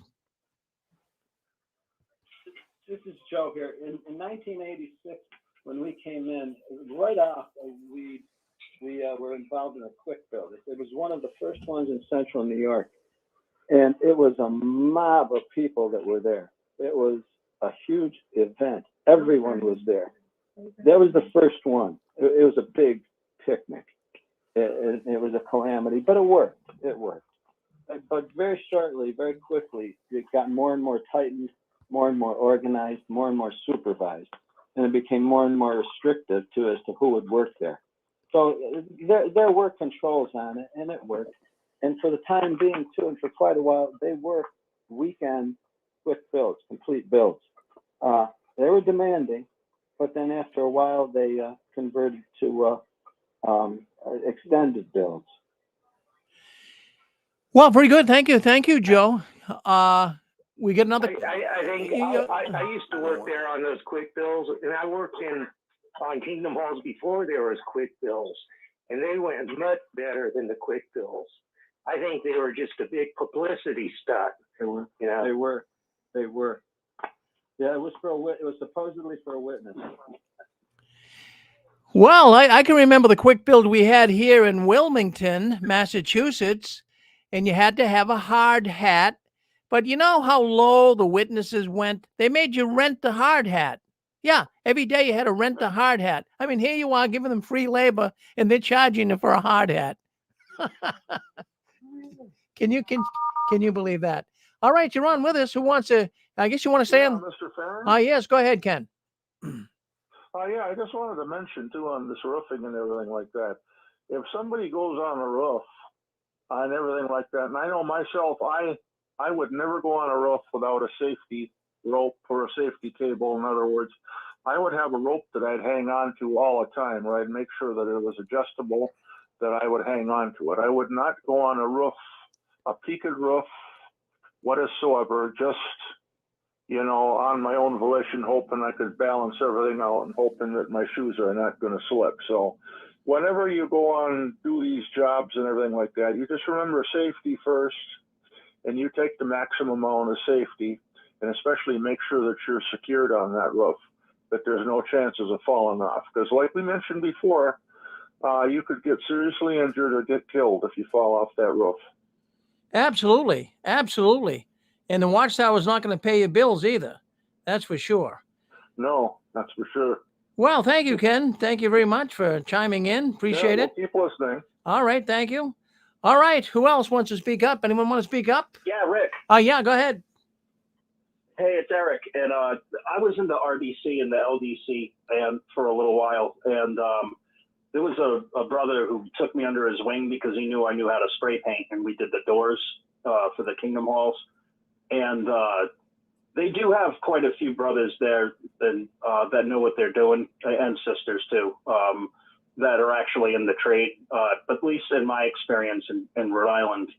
But there's also a lot of people that don't know what they're doing. At one point, the guy that had me join the LDC with him, he told me he had to run some errands and told me to train the girls, and they knew nothing. And I didn't even want to train them. I just wanted to do it myself because it's the type of work that's finicky. So yeah, they're not. I basically just had them pass me things and lightly sand stuff. But you got a mix of some people knowing what they're doing and some people that have no clue what they're doing. Yeah. Well, and I know even. I'd like to comment on what he just Well, said. go ahead, Deb. Yep. Back in the 80s when we had quick builds, our Kingdom Hall didn't do a quick build. We had one that took us like over a year to build. But like he was saying that there were a lot of people that didn't know what they were doing. And that's exactly what happened at our Kingdom Hall, because you need someone that knows what they're doing and knows how to handle a nail gun to do roofing. And you need to not be scared of heights, because if you get up on the pitch and you've got a leg over on each side and you have to get down and it starts raining and lightning, I mean, you're scared to death. But sometimes you get up there and you're too scared to get down. And then if it does lightning just enough, you're going to get down out of fear of that, probably more than the height. But I know that from experience too. but you can mess up a roof really quick if you don't know what you're doing. And a quick build and something like that, there's no way if you don't know what you're doing that you can learn something that professional just with drywall. And not just anybody can mud and tape either, and sand it and still get it even like it's supposed to be. And we didn't have professionals for the electrical and plumbing. I mean, finally they paid somebody to come in, but it came out of our own pocket. And we did have multiple injuries that our Kingdom Hall build, and the society or nobody will help you pay for it. That's out of your pocket. Well, they're good. Thank you, Debbie. Thank you for checking in with us. Go ahead. We get someone else want to go in. Go on. You're on with us. Yeah. Hi, Rick. Really, everything that I heard for these the builds when we were doing it, at least in our area, the big idea for it was for it to be in a visible location for a witness to draw people in. That was the biggest reason for the whole thing. And as far as the professionalism of the building, there was so much bluffery. Just as a society pretended to be the truth in religion, they also pretended to be good builders, and they pretended to be capable of organizing things. And if they didn't have skilled professionals there, it would really have been horrible. But in the cases where they had some skilled professionals, they saved the day. Otherwise, there were many mistakes that were made. There really were. Yeah. The biggest thing was for show. It was for show. Yeah. Hey, Joe, I just want to say, I just want to say, Joe, when you're on the phone, there's a lot of papers and things moving around in the background. I think it's coming off of your phone. So remember that microphone picks up everything you're doing. So just be aware of that. Thank you. Well, thank you. Yeah. Sorry. Yeah. Okay. All right. The last Kingdom Hall I worked on, it was such a mess. I just left halfway through. I couldn't. It was just ridiculous. There's no way anybody that knows what they're doing would build a building like that. Yeah. In that manner, in that way. It's just ridiculous. They have a whole bunch of volunteers come who don't know how to do anything. A bunch of kids trying to play with hammers, and girls there trying to meet guys. Well, I'll tell you what. A lot of the quick builds, they had to go in afterwards and redo a lot of things that were not done right. Well, we'll move on for that subject. We'll move on to another subject. That subject kind of got you fancy, so that's good. But anyways, you're on JW World News. Well, that's the news the Watchtower doesn't want us talking about, but I'm glad so many people are calling in tonight. And I'm going to go to something here that I talked a little bit about last week, but I'm going to bring it up again. You guys have all heard of ChatGPT. Friends, this is a new platform on the internet where you can ask ChatGPT any question. You punch in a few little keywords, and they'll come back and they'll tell you exactly everything you want to know about the subject. And we talked about it last week briefly. Many kids in school, college, high school, even grade school are using ChatGPT to write book reports and to be able to write essays and what have you. The teachers are getting upset. Now, this is really something that is going to be taking the internet over. Regular search is going the way of the buffalo. Now, that sounds crazy. I mean, it'll always be around, but these new search engines, including Google, they're working as we speak on attaching a platform like ChatGPT to it. So it's one thing, just to give you an idea, it's one thing if you punch in Jehovah's Witness organization, and then Google goes to work, or Bing, or whatever search engine you're using, and it goes to work and it finds Jehovah's Witnesses organization and talks a little bit about them. But what's different about ChatGPT is you can actually have them write something for you. So suppose you want to do a You want to write a book about Jehovah's Witnesses, and you want to talk about the scandals in the Jehovah's Witnesses. Well, what you do is you type into the chat bar that, how about scandals in the Jehovah's Witness organization? Are there any? And should we all know about them? And, give Chat GPT time to go to work, and within seconds, you all of a sudden have something written out for you all about Jehovah's Witnesses and the scandals. And it searches what it does. And you guys know, I know I'm preaching to the choir, but most of you know that there are so many internet pages. I mean, it's in the trillions. But because of the new semiconductors and because of the new computers that we have today, it can search the whole internet, the whole cloud of information in seconds, and deliver everything that you want to know about any given subject, more than just a regular Google search would do. So what we have now, and I see it, a bunch of ex-witnesses, well, they're writing to Chat GPT, and they want to, write letters of disassociation. They want to write letters about fading. How do you do it? I'm going to read you one here that we have that I want you to hear. This is written by computer algorithm. This is not written by a human being. This is written by a computer that took all the information off the internet, compiled it, and came up with something that sounds very sensible to me. So this man gave me this information. He wanted to disfellowship himself from the Kingdom Hall, not disfellowship, but disassociate himself from the Kingdom Hall. So he asked Chat GPT to do it for him. This is what the letter came back. Dear elders, I am writing to inform you of my decision to resign as a Jehovah's Witness. This decision is based on the recent events involving the congregation refusal to report child molestation to the proper authorities.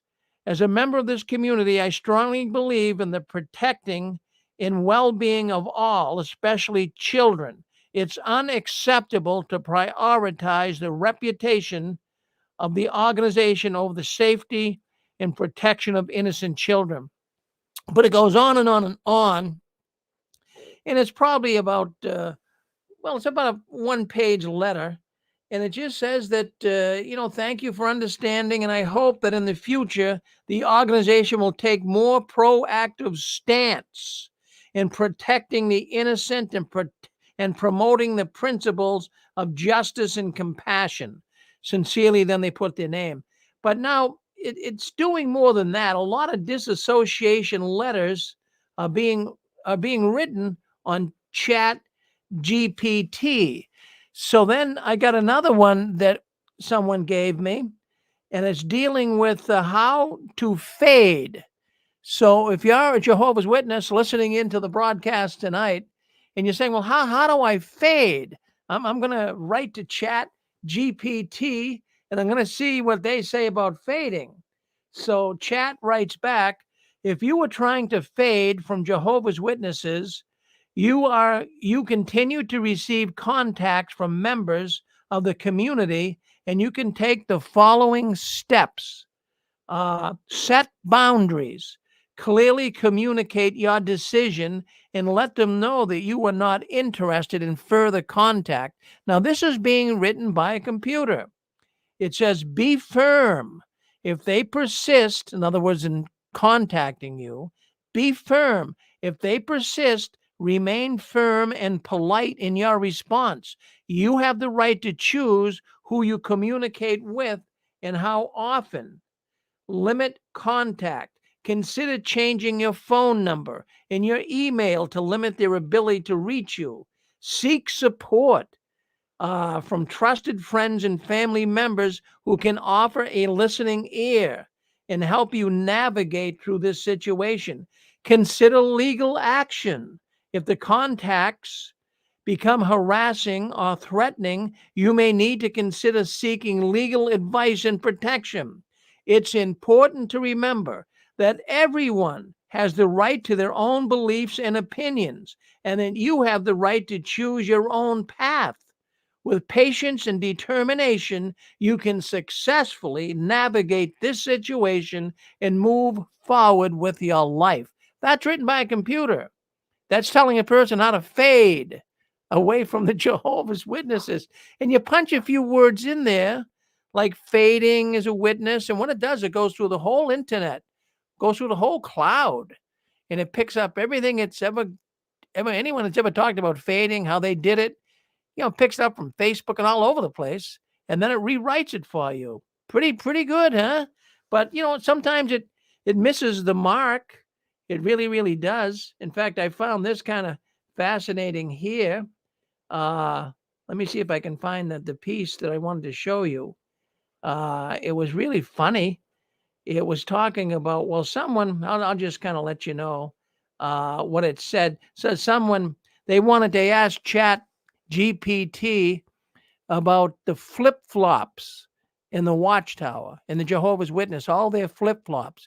But because I didn't put the right words in, it came back and they were saying that Jehovah's Witnesses don't like people wearing flip-flops, especially to the meetings. So it was picking up on flip-flop shoes, not on flip-flop teachings. So you punch the right words in and you'll get the right answer.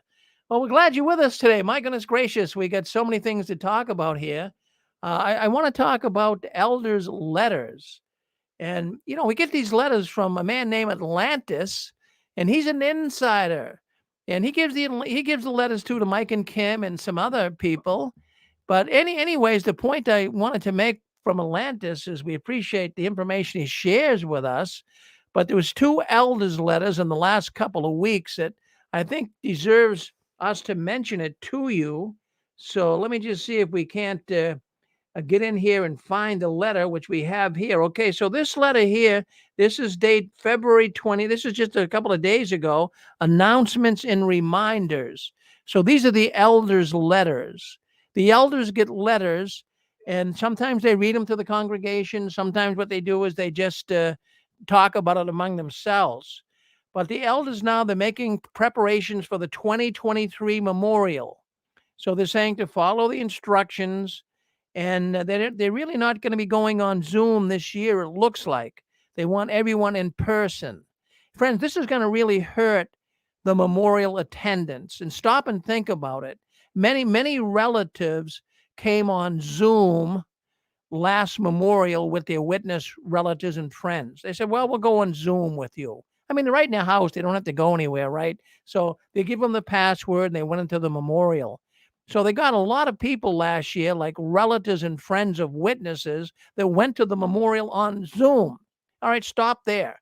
So if you're not going to have Zoom this year, those relatives and friends are going to say, no, I'm not going to get in the car and drive to the Kingdom Hall. I didn't mind coming on Zoom, but I'm not going to go down there in person. So that's going to really hurt attendance. I'm just thinking, but we know they cook the books anyways, but I'm thinking that could really hurt them.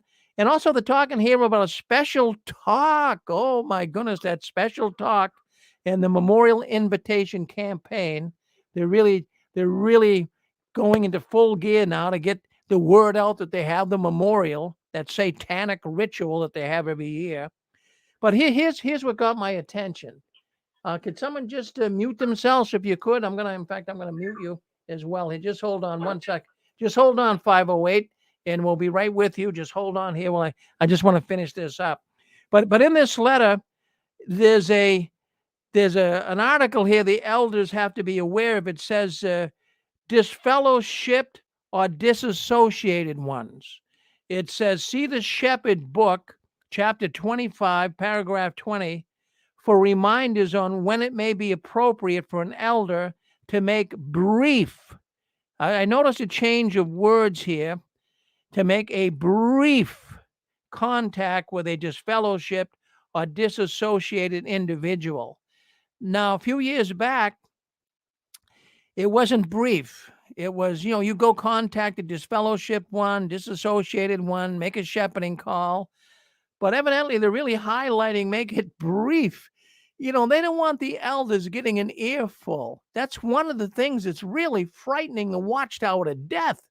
They're scared to death the elders are going to go out and start talking to all of these disfellowship ones and disassociated ones. and they're going to find out why they left and maybe even bring some of those elders out with them. So that was interesting. And also now the Kingdom Hall, when I was protesting last year at the Kingdom Hall during Memorial Night, they had a sign on the door, a little sign on the door that said that it would be best to wear a mask to enter the Kingdom Hall. So now they're being instructed by the Watchtower to take that sign down. Now that COVID basically is over, I guess you could say, according to the administration even. So they're saying that, take the COVID sign down. You don't have to have that up there unless local ordinances call for it. So I thought I'd read that to you, but there was actually two letters that went out, and now this other one, this really got my attention. This letter really, this is the one, this was just written in January 27th. That's just a week or so ago, right? Now, this one's shocking to me. This one, there's more to the story, but I'm going to read you the letter. Then I want you to tell me what you think, because I'm having a hard time understanding it. So here it is. I'm going to read verbatim the letter. It says, for elders in the United States branch territory, reminders due to potential civil unrest. As widely reported in the media, there may be increased potential for civil unrest in areas of the branch territory. So they're saying in this letter that there's going to be civil unrest in America.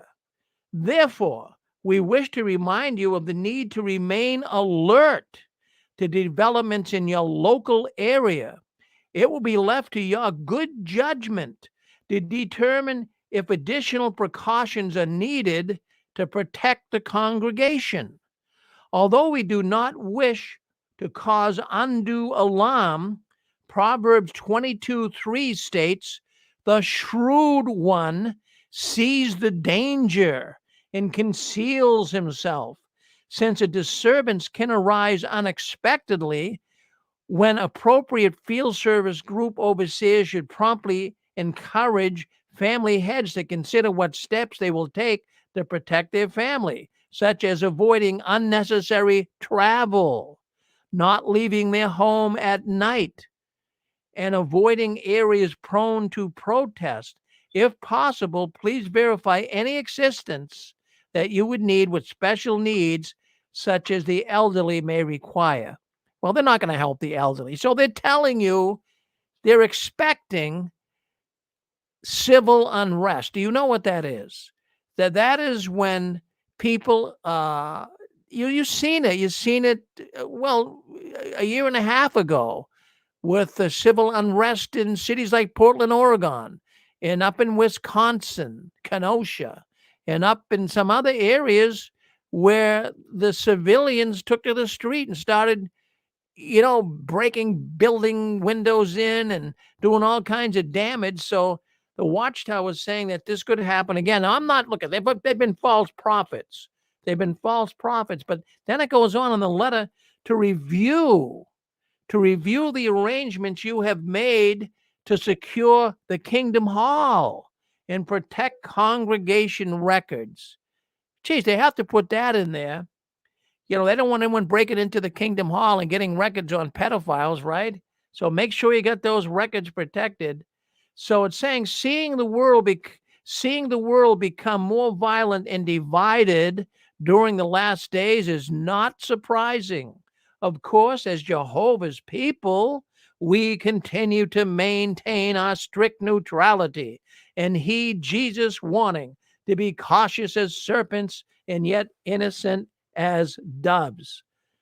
So they're also saying here for the circuit overseers to really make this point manifest to the elders and let them be aware that this could all happen. So I'm just thinking out loud. I mean, I don't know exactly what the Watchtower is saying here. Is this just another fear-mongering tactic?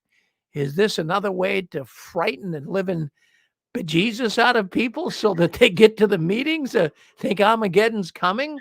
Or does the Watchtower feel it really is going to be this? What do you think? You're on with us. Go ahead, speak up. Hello? Yes. Sorry, Rick. Hello? Let's go with Michael first. Yep. Well, Rick, that happened all in 2020 after that George Floyd guy died.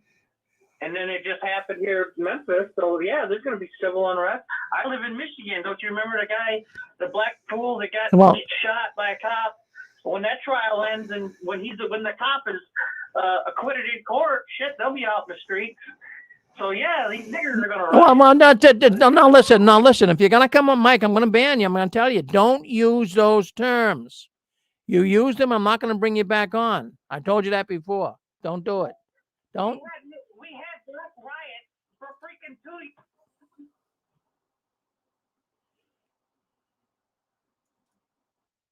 All right. Go ahead. You're on with us. No, this is Chewy. Yes, Joey. Hey, I think it may be, that's just my opinion, but I think they're more worried about the Kingdom Hall. They put the word records in there, and people are, they're having those suicides and stuff like that. I think they may be worried about more people acting like that. That's what I'm thinking. Yeah. Right. And then the other thing of them going off the Zoom meeting, I'm getting an echo on my voice. But on the Zoom thing, what is so funny about that is you talk about the memorial attendance. Look at the memorial attendance this year. I never thought about that. They tanked the memorial attendance. The only thing that went up on the memorial was the partakers. So if they take away the Zoom and they take away those relatives that you're talking about, they're really going to tank in the memorial attendance. Oh yeah. And then the other thing too. You remember that conversation we had was it yesterday on that Law and Order program that was on Thursday? Yeah. It's on Hulu.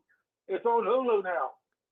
Okay, I just watched it, and the guy that I watched it with got the same idea as I did, and I didn't even tell him. I didn't even tell him anything. I said, "You just need to go watch it." Well, right. And So. his wife came in. Yeah, well, Chewy, tell the people, in other words, you're tying that law and order program this week into, you're connecting the witnesses with it. Show us the connection.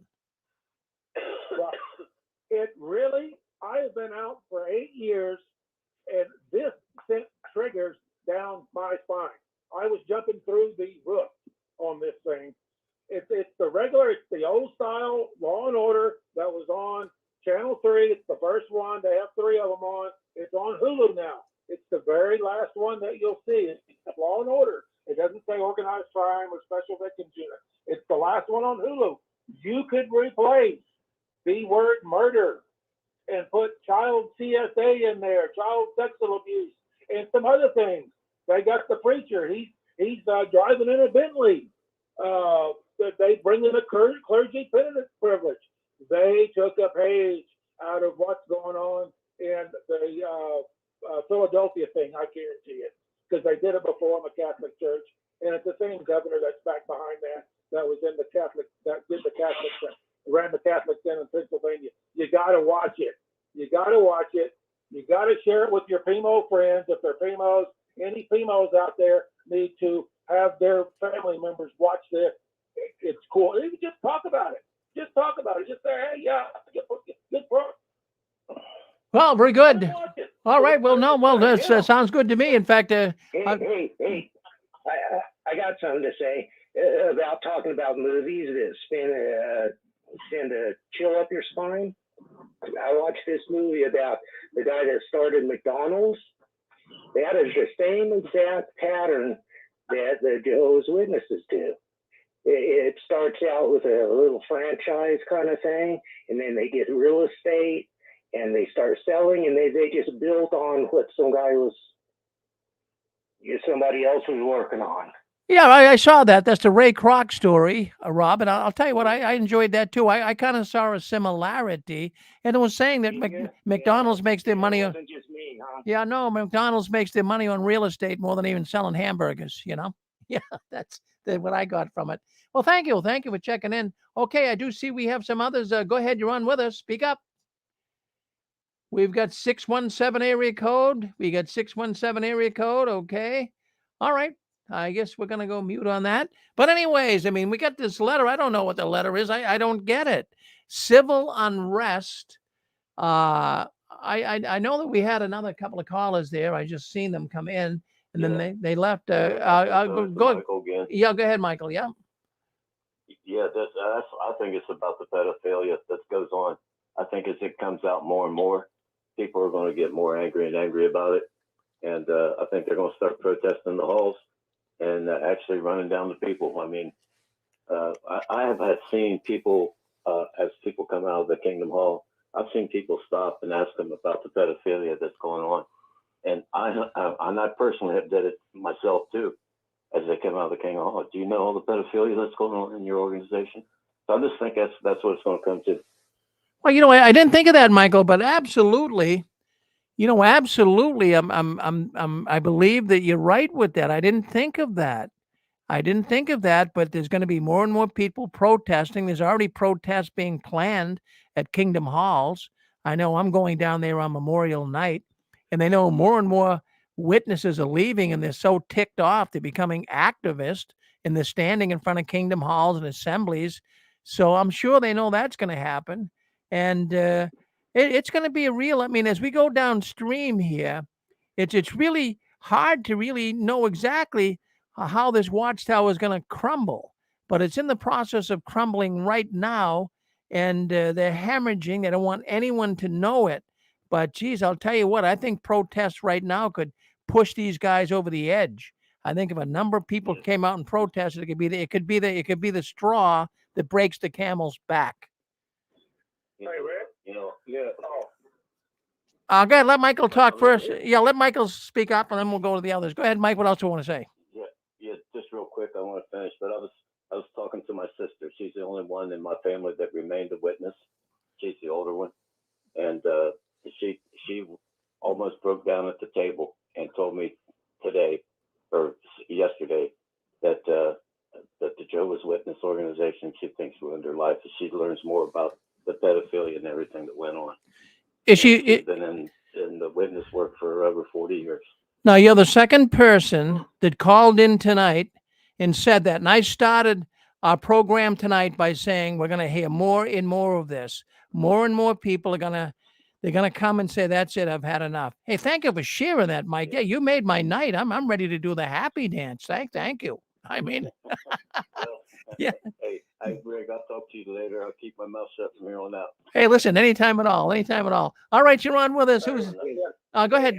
I was thinking about what it might be like to go out and I quit 25 years ago, but I was trying to think about what it might be like today with the Ring doorbells and people with cameras. What if somebody calls you, go to somebody's door, they come out and start talking to you about being a pedophile and pedophiles and all the stuff like that? I would be so embarrassed. Oh, you would be. I would never go out in service again. Well, you know, when it would just be terrible to be all over the place, being accused. That's all that has to happen these days is just get accused of something. And I'm sure my reaction wouldn't be very good, whichever way it went. Either I'd get mad or I'd run away, or it would be terrible. It didn't even take that much for me to get out 25 years ago. I just felt silly going up to people's doors and trying to tell them to make their life like mine. Mine was so good, and whatever, all this loving organization you can be in, and all these great people. Yeah. It was terrible. They treated me like crap. Oh yeah, well that's what they do. That's a whole nother story. Oh yeah. But well, no, you got even in trouble. Well, you got a point, Rob. You got a point, because I'll tell you the point that you're making and I'm connecting with. You know, up here in Boston, when they had the Catholic Church and all of this came out with cardinal law and how they were molesting children, and then they came out with it in the Boston Globe. You know, there were many priests right up here in Boston that they wouldn't go out wearing their collar. They would just, put like a regular coat on and didn't want anyone to know they were priests. They felt so embarrassed. But what you're just saying is that I would feel that too if I was a Jehovah's Witness male, especially, which I am, and I'm going door to door, knocking on doors, and suppose I was with another man, another brother, and we knocked on the door. The house totally could say, "Well, which one of you guys is the pedophile?" It could be embarrassing. It could be very embarrassing. Yeah. Well, thank you. Yeah, that's exactly what I'm saying. Yeah. Well, thank you, Rob. Okay, let's go to another caller. You run with us. Go ahead. Hey, this is Chewy, and this is the last one tonight. And I'll shut Yeah. up. Well, listen, we love to hear when I from was- you. Well, when I was showing that video, when we watched the thing again, he said, Chewy, you're right, man. You're right. They just took that thing. They just took all you got to do is replace murder with CSI or CSA, and boom, it's talking about the witnesses. I mean, there's several different parts in that thing. But anyway, he said, you know what? You know what we ought to do when all this thing hits the fan, when that Philadelphia thing hits the fan? We ought to print up something and put it on their door of their Kingdom Hall and saying, is this really apostate lies? And make a collage of all the newspaper articles, all the Newsweek articles, all that, and put it on their front door. Well, Chewy, Chewy, you're a reasonable-minded man. I like your way of doing business. I know you're a sensible man. I mean, can the Watchtower go on much further, Chewy? Can it really go on? I don't think so. Oh, geez. My wife the whole situation and my wife's thing is I've been not going since about 15, 14, 15, something like that, 13. And it's just now. I listened to Guy's story and I couldn't talk at the time. But it's just now, the last year, that the tension has went down. She sees my point of view. She doesn't have a defense for my point of view, but she sees it. We don't argue anymore. We don't. She sees my point of view. It's just that the community that she's in, she likes. She likes right now. She likes, which is the Jehovah's Witness community. When that changes, then I think it'll be over. But for her, but right now, I don't see how it is. They don't have magazines for the publishers to go out and service anymore. They said they were going to do 3 magazines last year. They did 1. I mean, there's signs all over the place, but it's breaking down. Okay, that's it. All right, thank you, Joey. Hang your phone up. Yeah. Yep. Okay. Hold on, Rob. Hold on 1 second. Rob, excuse me. Okay, we got some more callers want to come in. We'll give you some more time. But let's get to some of the other callers first. So hold on. Yeah, okay, go ahead. Don't call me by my name anymore, okay? All right. Well, that's the name you told me to call you by before. What's that voice masking thing you have? Well, you told me to call you that before, so I'm calling you that. Did you remember that? Yeah, a few years ago when you came on. Yeah. All right. Go ahead. Okay. We've got Saskatchewan. We got 306, Saskatchewan, Canada. You want to come on and say something? Go ahead. You're on with us. All right. Who else would like to speak up? You're on with us. Hey, Rick. Yes, Dan. Yeah. Yeah, Rick. I just wanted to speak. Hello, Rick. Yeah. Go ahead. Hey there, Rick. I'll just finish up. Yeah, go ahead. Aren't the pedophiles supposed to have? Hello, it's Russell from Saskatchewan. If a person. Hey, Rick. I just wanted to say. Well, hold on. Hold on, sir. We got somebody talking. Hold on, Saskatchewan. We'll bring you right in. We got Dan on with us right now, but hold on. We'll get you right in. Okay, hold on. Go ahead, Dan. Okay. I just had a question, Rick. Aren't convicted pedophiles are supposed to have a sign over their front door, so when people come to their door, they know that they've been a pedophile. They've been a child predator. How come the Kingdom Hall? You guys might have talked about this. I just am curious because Michael Moore down in Tullahoma, he was ratting off on all the pedophiles, and he wanted me to call the Kingdom Hall down there and say it was on the memorial and say, I know that this elder's a pedophile, and to call the hall, and it skipped my mind. I wasn't able to do it. But I'm like, how come they don't have to have a thing over the Kingdom Hall that the Kingdom Hall has pedophiles in it? If they want to keep the damn pedophiles in there, then they should have a sign over the door. And I just wonder, is it some some kind of privilege or something that they don't have to post it? I don't know if you call it a privilege or not, but you think they would have to. I'm with you. Wouldn't you think they want to, Rick? I mean, to protect people if they really gave a shit. I mean, you'd say, hey, we got a guy in here. I mean, that's what they do to convicted pedophiles. They have to put a literal sign over their door, so when people come up, they can be warned when children come up or people with children that this person was a convicted pedophile. That's why a lot of pedophiles live out of their truck. They live this different. They sleep on people's couches and do different things because they've been convicted, because they don't want to put that sign. And well, I don't think you're really fair. I don't think you're really fair going there with that comment, guy. Don't matter what you think. It does too. It matters to me. You can't. Pedophiles don't sleep. You're way out of line there. I know. I'm saying that's how a lot of them live, though, because they don't. How do you know? Because I know. I've heard and I've seen. And there's lots of people that live in vans and wouldn't sleep on couches that are pedophiles. Right. I didn't say they all were. I'm just saying a percentage. I think you almost did. You almost did, man. It doesn't matter. Not to you. Well, do you live in a van?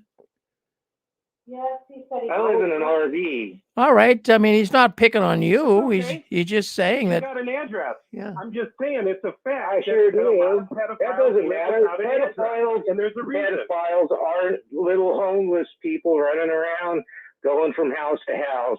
Pedophiles are probably in your family. Well, that's how you take it. So that's how you think about it.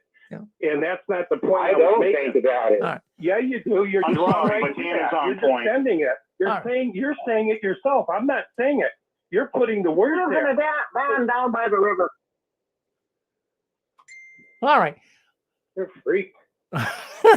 All right. Well, listen. Anyways, thank you, Dan. Thank you. That shut you up, didn't it?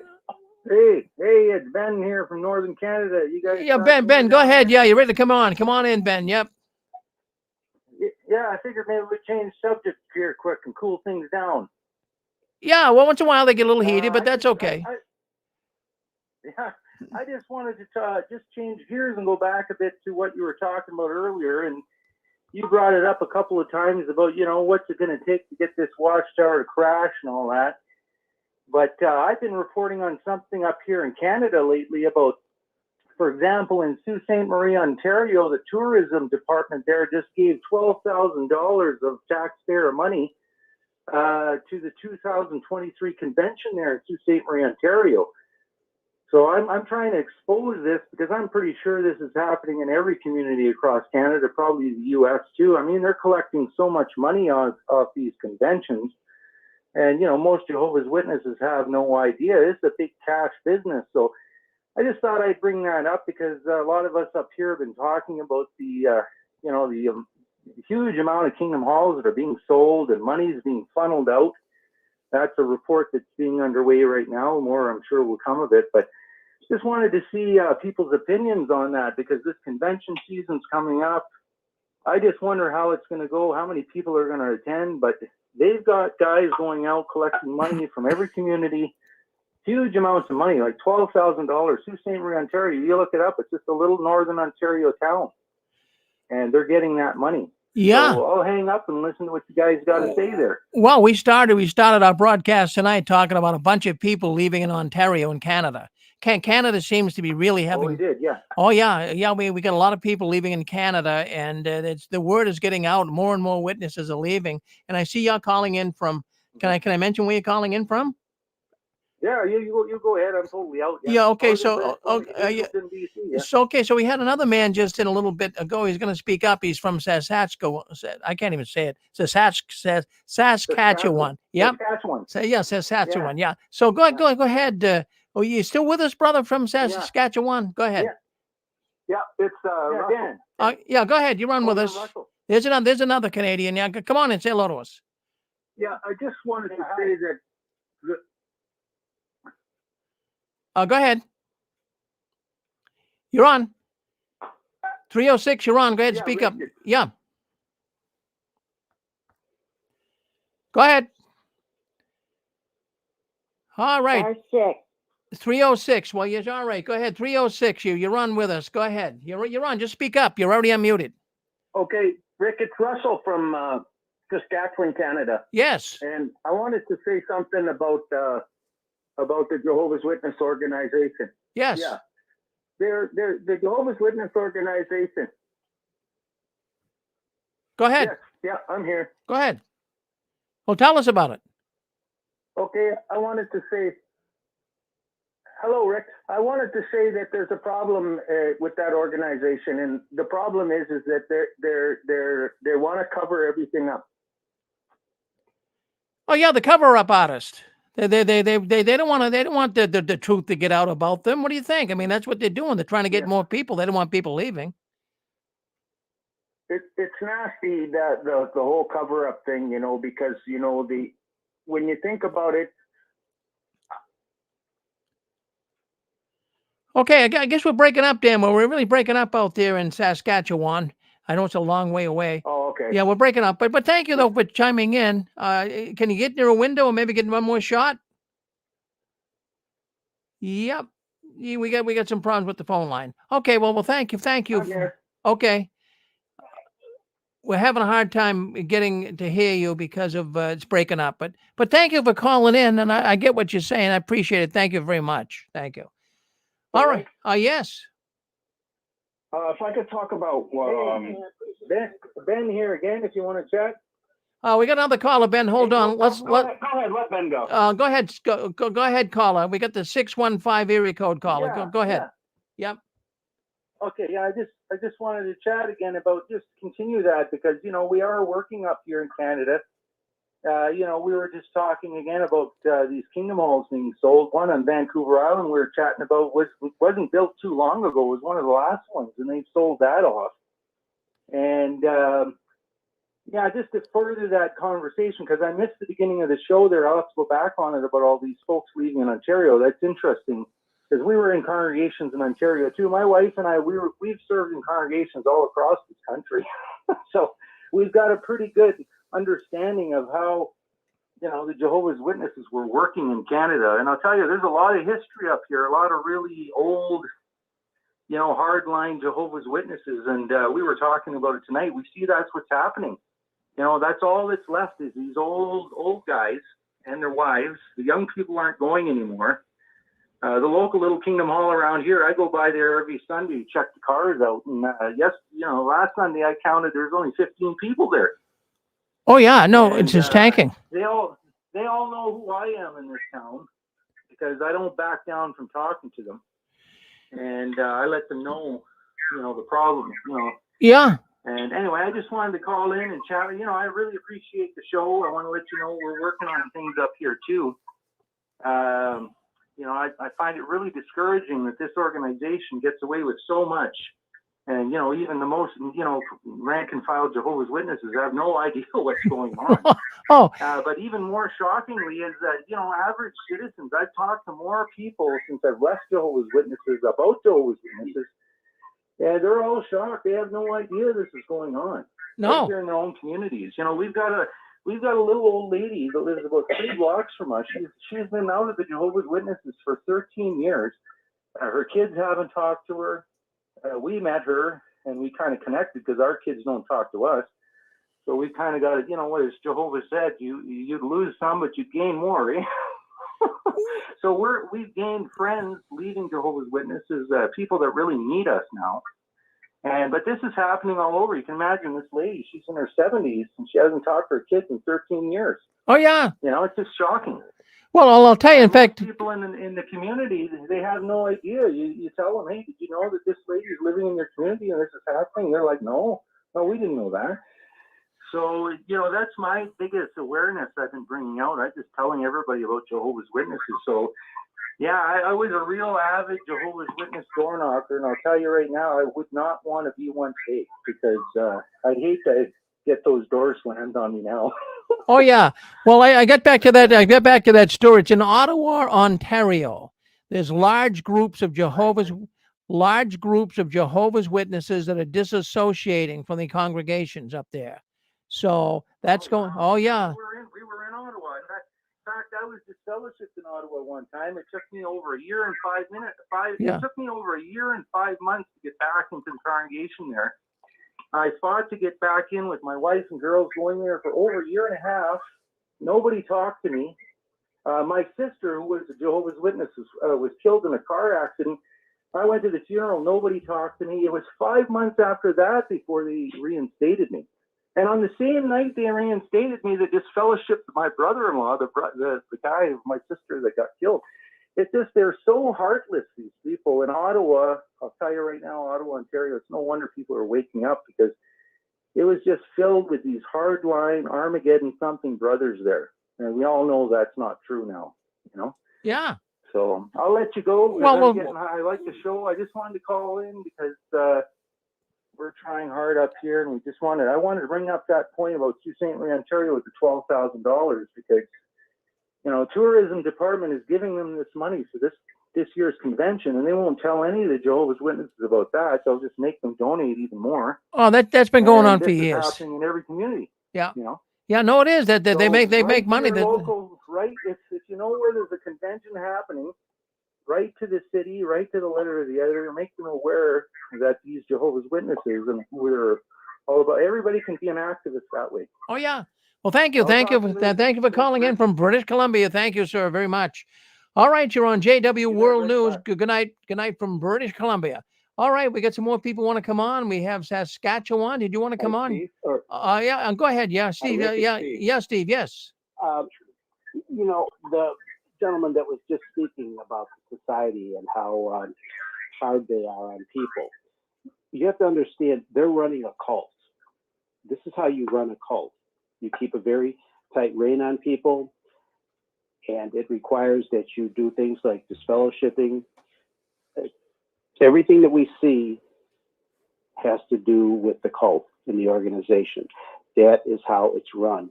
They're running a business. They're not really running a religious organization, and people have to be aware of that, and they have to remember that. Because when they look at it as a Christian organization, that's mean. You're giving it the wrong identity. Because disfellowshipping is a very important tool to keep people in line and to keep people from informing other people in the organization of what's going on. And there's no elder, group of elders that, even if they're honest-hearted and they get together and they try to fight the pedophilia, the society will instantly disfellowship them and remove them. So it's a very, very difficult situation to beat, and most likely, obviously, it can't be beat because of the strict cult rules that are constantly being applied and in motion. So don't look at this organization and say, well, they're mean, they're not a very loving organization. It's a cult. Look at it and identify it for what it is. Well said. That's exactly what it is. All right, boy, I'll tell you what, the phone lines are lighting up here tonight. People are calling. They must be cold and staying home. Got phone numbers. I can't even keep track of it all here tonight, folks. But anyways, it's showing me one thing. It's tanking. We had two people call in here tonight. That did say that they had relatives that are now speaking to them. That's just tonight. And more people. Look at Canada. We got Canada. We never got calls from Canada. We're getting calls from Canada tonight all over the place. So that's wonderful. Things are really going on. Did you want to speak up and say something? If you do, I see some in the green zone, we call it. Go ahead. You're on with us. Yeah, Rick. Yes. I was just going to say that talking about what you and Joe and some other callers have been talking about was I don't know how they do it anymore either. I set up all the stand if you are able stickers where the Jehovah's Witnesses where they set up their carts. And I have Jehovah's Witnesses protect pedophiles right on the lamp posts where they set up. And amongst they're a doomsday cult, largest doomsday cult. They destroy lives. These are the stickers, the messages that are on there. And then I have them in Spanish because the Spanish set up there too. and they're right in front of their face. And the elder, because I talked to him and he said, who put him up there? I said, who knows?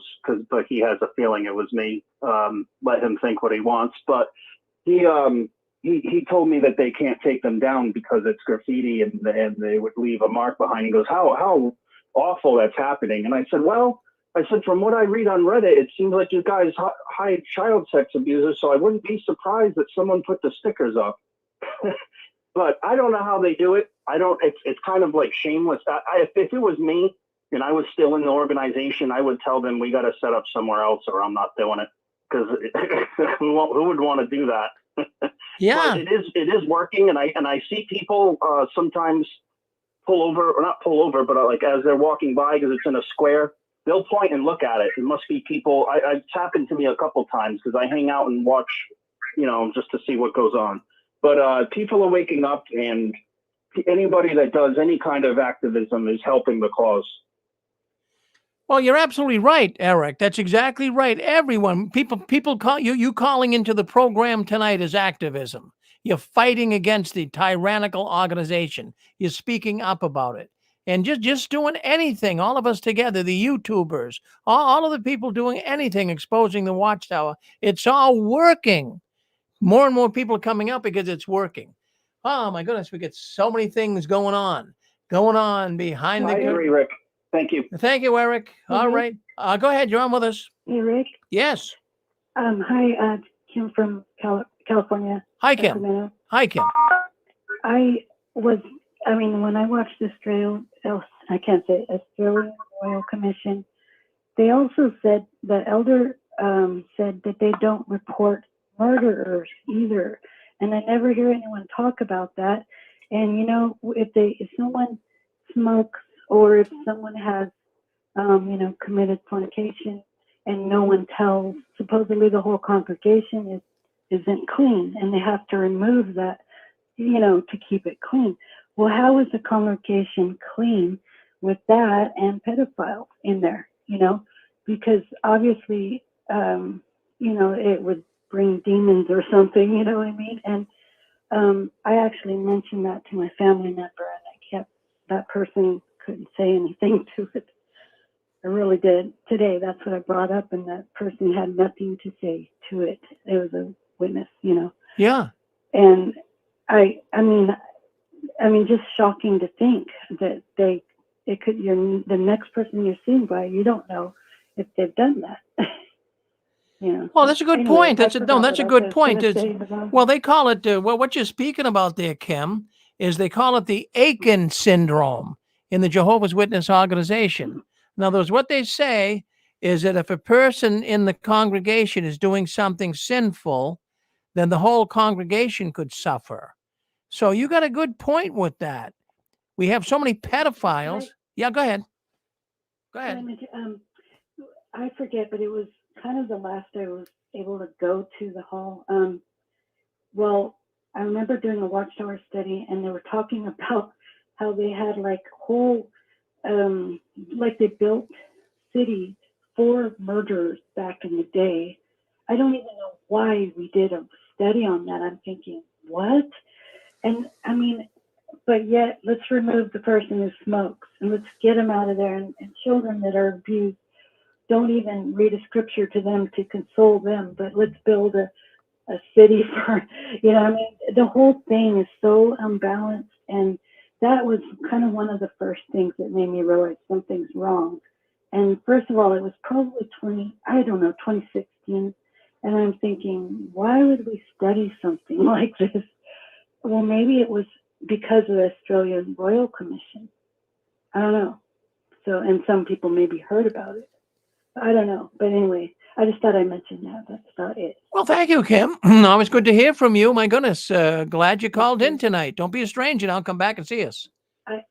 I've called a few times. Yeah, and that's good. Well, thank you. Good to hear from you.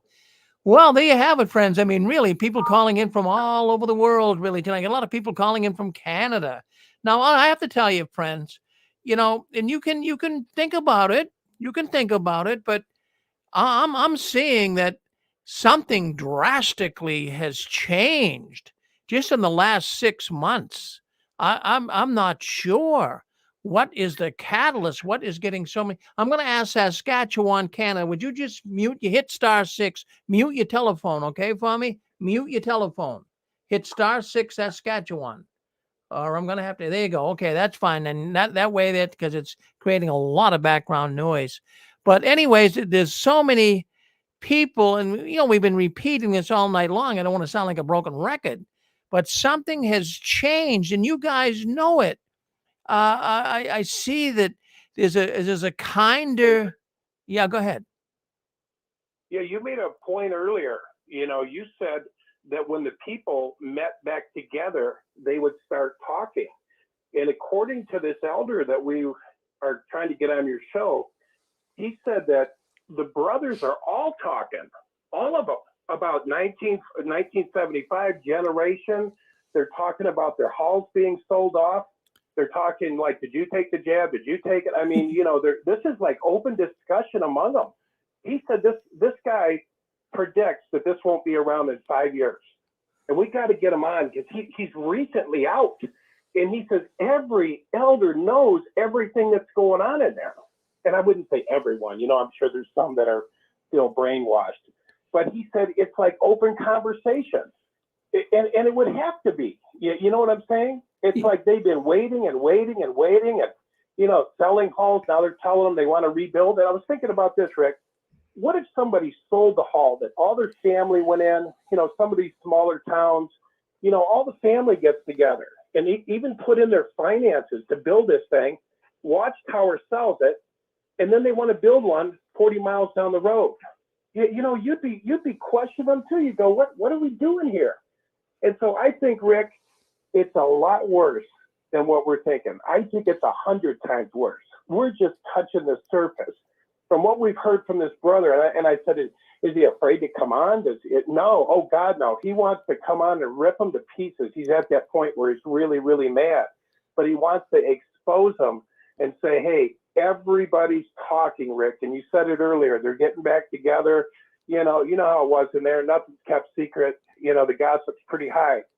So they're talking about everything, man. Halls, jabs, everything. And I think it's great.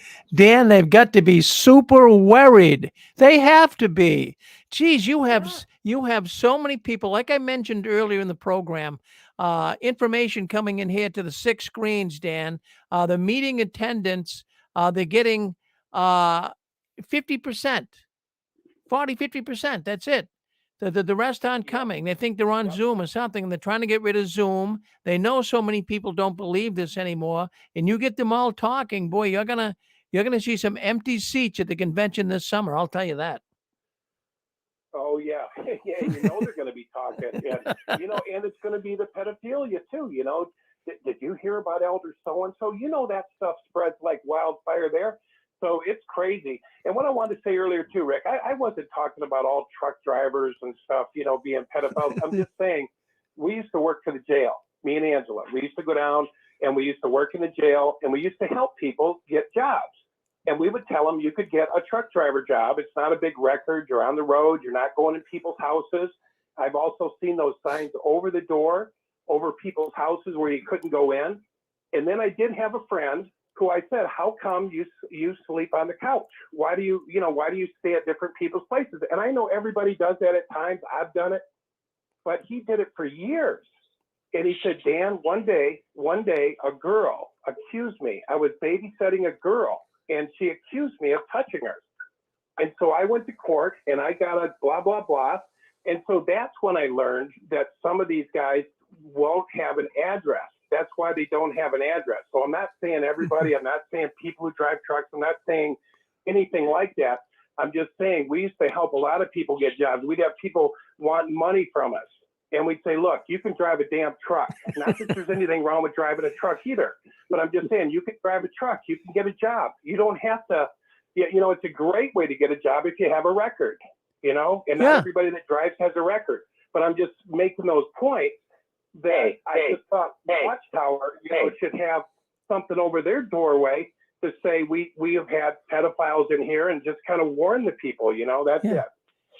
Hey, when I got disfellowshipped, I had to sleep on some couches and sleep in a van. Yep. And it wasn't witnesses that were helping me. It was worldly people. So if you get disfellowship, I know other people. that's what you might have to do. That's right. And that's what I've done. And I don't have any family. When I fill out applications for things, I have no emergency contact. Well, you're right. You're right. Yeah. I agree, because man, when you come out of there, you're abandoned, Rick. You are abandoned by your family. And I know other people have had to do it. I've had to do it. Oh, yeah. Angela had to do it when she left. She went back to her mother's. You know, I've slept on couches for a year and a half. You know, Daniel has slept in a car for a year and a half. Our friend on the 6 screens. Yeah. I mean, it's a rough road when you're out of there. Go ahead, Yeah. Rick. Oh, no, I agree with you. Hey, Dan, we got, I think Gonzalez, we got Gilbert Gonzalez. I think he wants to say something to you. I think he came in when you were saying, what do you want to say, Gilbert? Well, no, I wanted to come in because I want to fight with Dan too. I mean, I'm missing out, you know. So I wanted to throw down with Dan, and you know, I don't want to be the only one. But when you talk about that, Rick, you know, my brother Jesse and I, we talk about how one of the problems we have with our brother and sisters that are in the jaded religion is, you know, I always say fear leads to anger, anger leads to hate, hate leads to suffering. That's the Star Wars quote. But there's so much anger and hate in the Jehovah's Witnesses that they don't even know it. That when they learn that, when they're finding out the truth is the truth, when they're finding out that this is a scam, it's like they hate you so much, and they're like, no, I can't join these people. So like, imagine in your congregation, like the people that you know, they're like, Rick Barron can't possibly be right. So all throughout, I think, the Jehovah's Witness land, there's a lot of Jehovah's Witnesses who just can't swallow their pride and say, you know, my brother, my sister, or my, you know, ex-boyfriend, girlfriend, whatever, mom or dad, doesn't matter. They can't be right. And that pride, I think, is what's holding a lot of Jehovah's Witnesses back. Because there's, you know, your friends in the Kingdom Hall, Rick, they're saying there's just no way Rick was right. Well, no, that's true. Right. Yes. Well, Dick, did you want to say something? Dick Borgie, come on, say hello to us. Yeah, I do. I just want to, you know, just let the audience know that one of the things that's going to get a lot of the Jehovah's Witnesses out of the organization is that the cult of Jehovah's Witnesses has promoted getting the jabs, because there was a financial interest in there, and they hooked up with Satan and devil. Those jabs, because I had them, I got the 2 jabs and the booster, and it caused me to have blood clots. Now I've got to worry every single day if a blood clot is going to hit my brain or my heart. Those shots are going to end a lot of people's lives.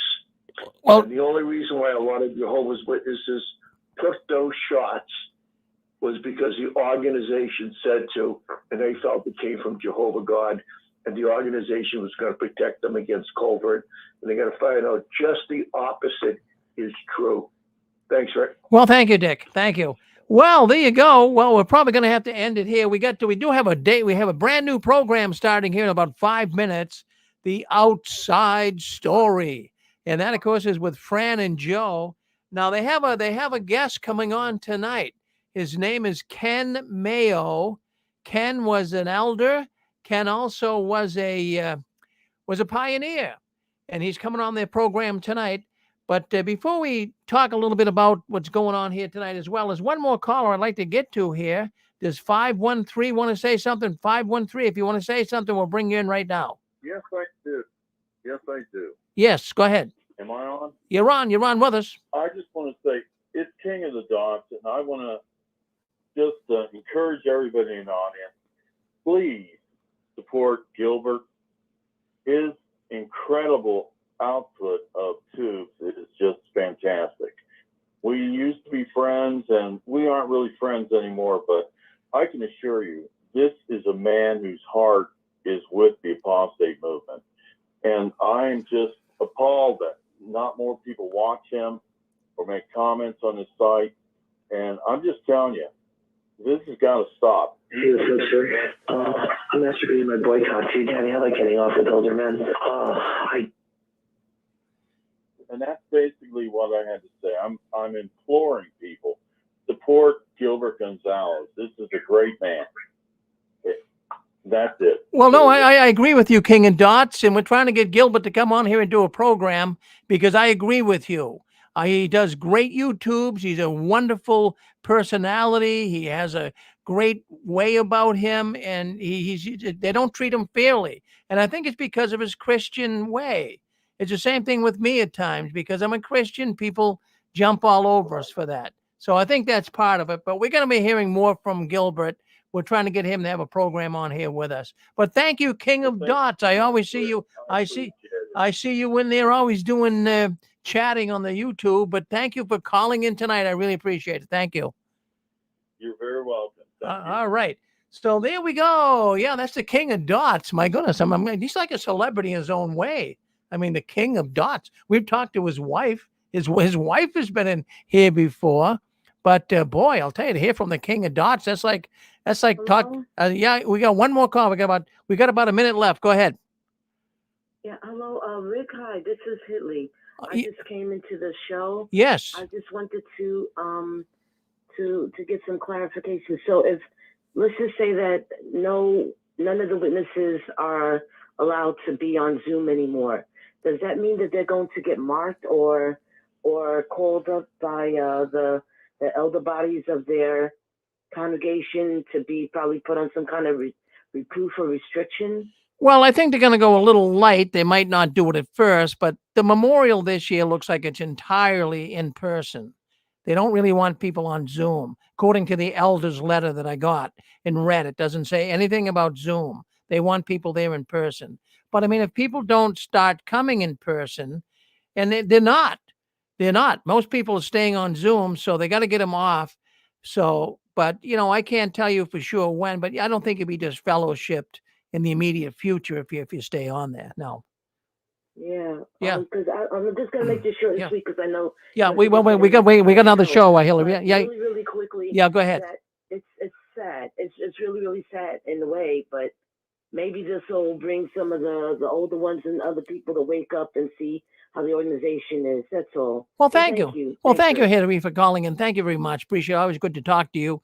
Well, anyways, folks, listen, if you like what you see here tonight, if you like the YouTubes that we're doing, we're not on Facebook right now because they kind of banned us we're in Facebook jail for about a couple more weeks, but we'll be out of that shortly and we'll be back on Facebook.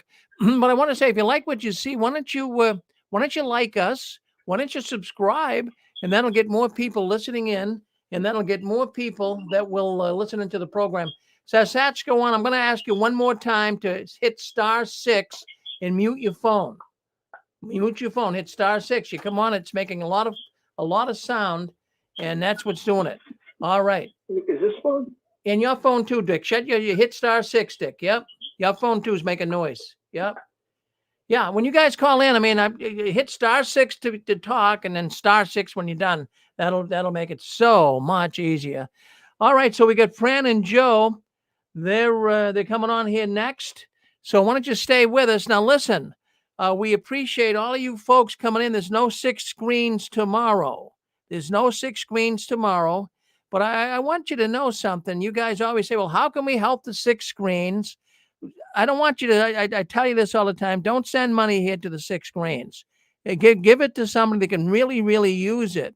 I came out of this organization free, and I don't think that people should have to pay anything to get out of this organization. But the reason why I bring that up, if you really want to help me, subscribe to the channel. If you say, geez, I want to help Rick, I want to help the 6 screens, I want to help these guys promote more and more programming, well, that's what you do. Just hit, that's all, hit like, hit share, let people know. Spread the word that we're on here every Saturday night and every other Sunday. All right. We want to thank you very much for coming in. And don't you guys ever give in, up or out. I want to thank all the callers that came in tonight. We had a good many people calling in from pretty much all over the world. We thank you for that. And keep standing tall, as we say. Don't you ever give in, up or out. And don't ever let your visions die. And the last one, leaving the Watchtower, please turn off the new light. We're going to go to our program. We're going to end this program, but Don't go anywhere. If you're still on YouTube, just come back in just a couple of minutes. We'll be back up with our program, Outside Story. Ending the broadcast right now. Oh.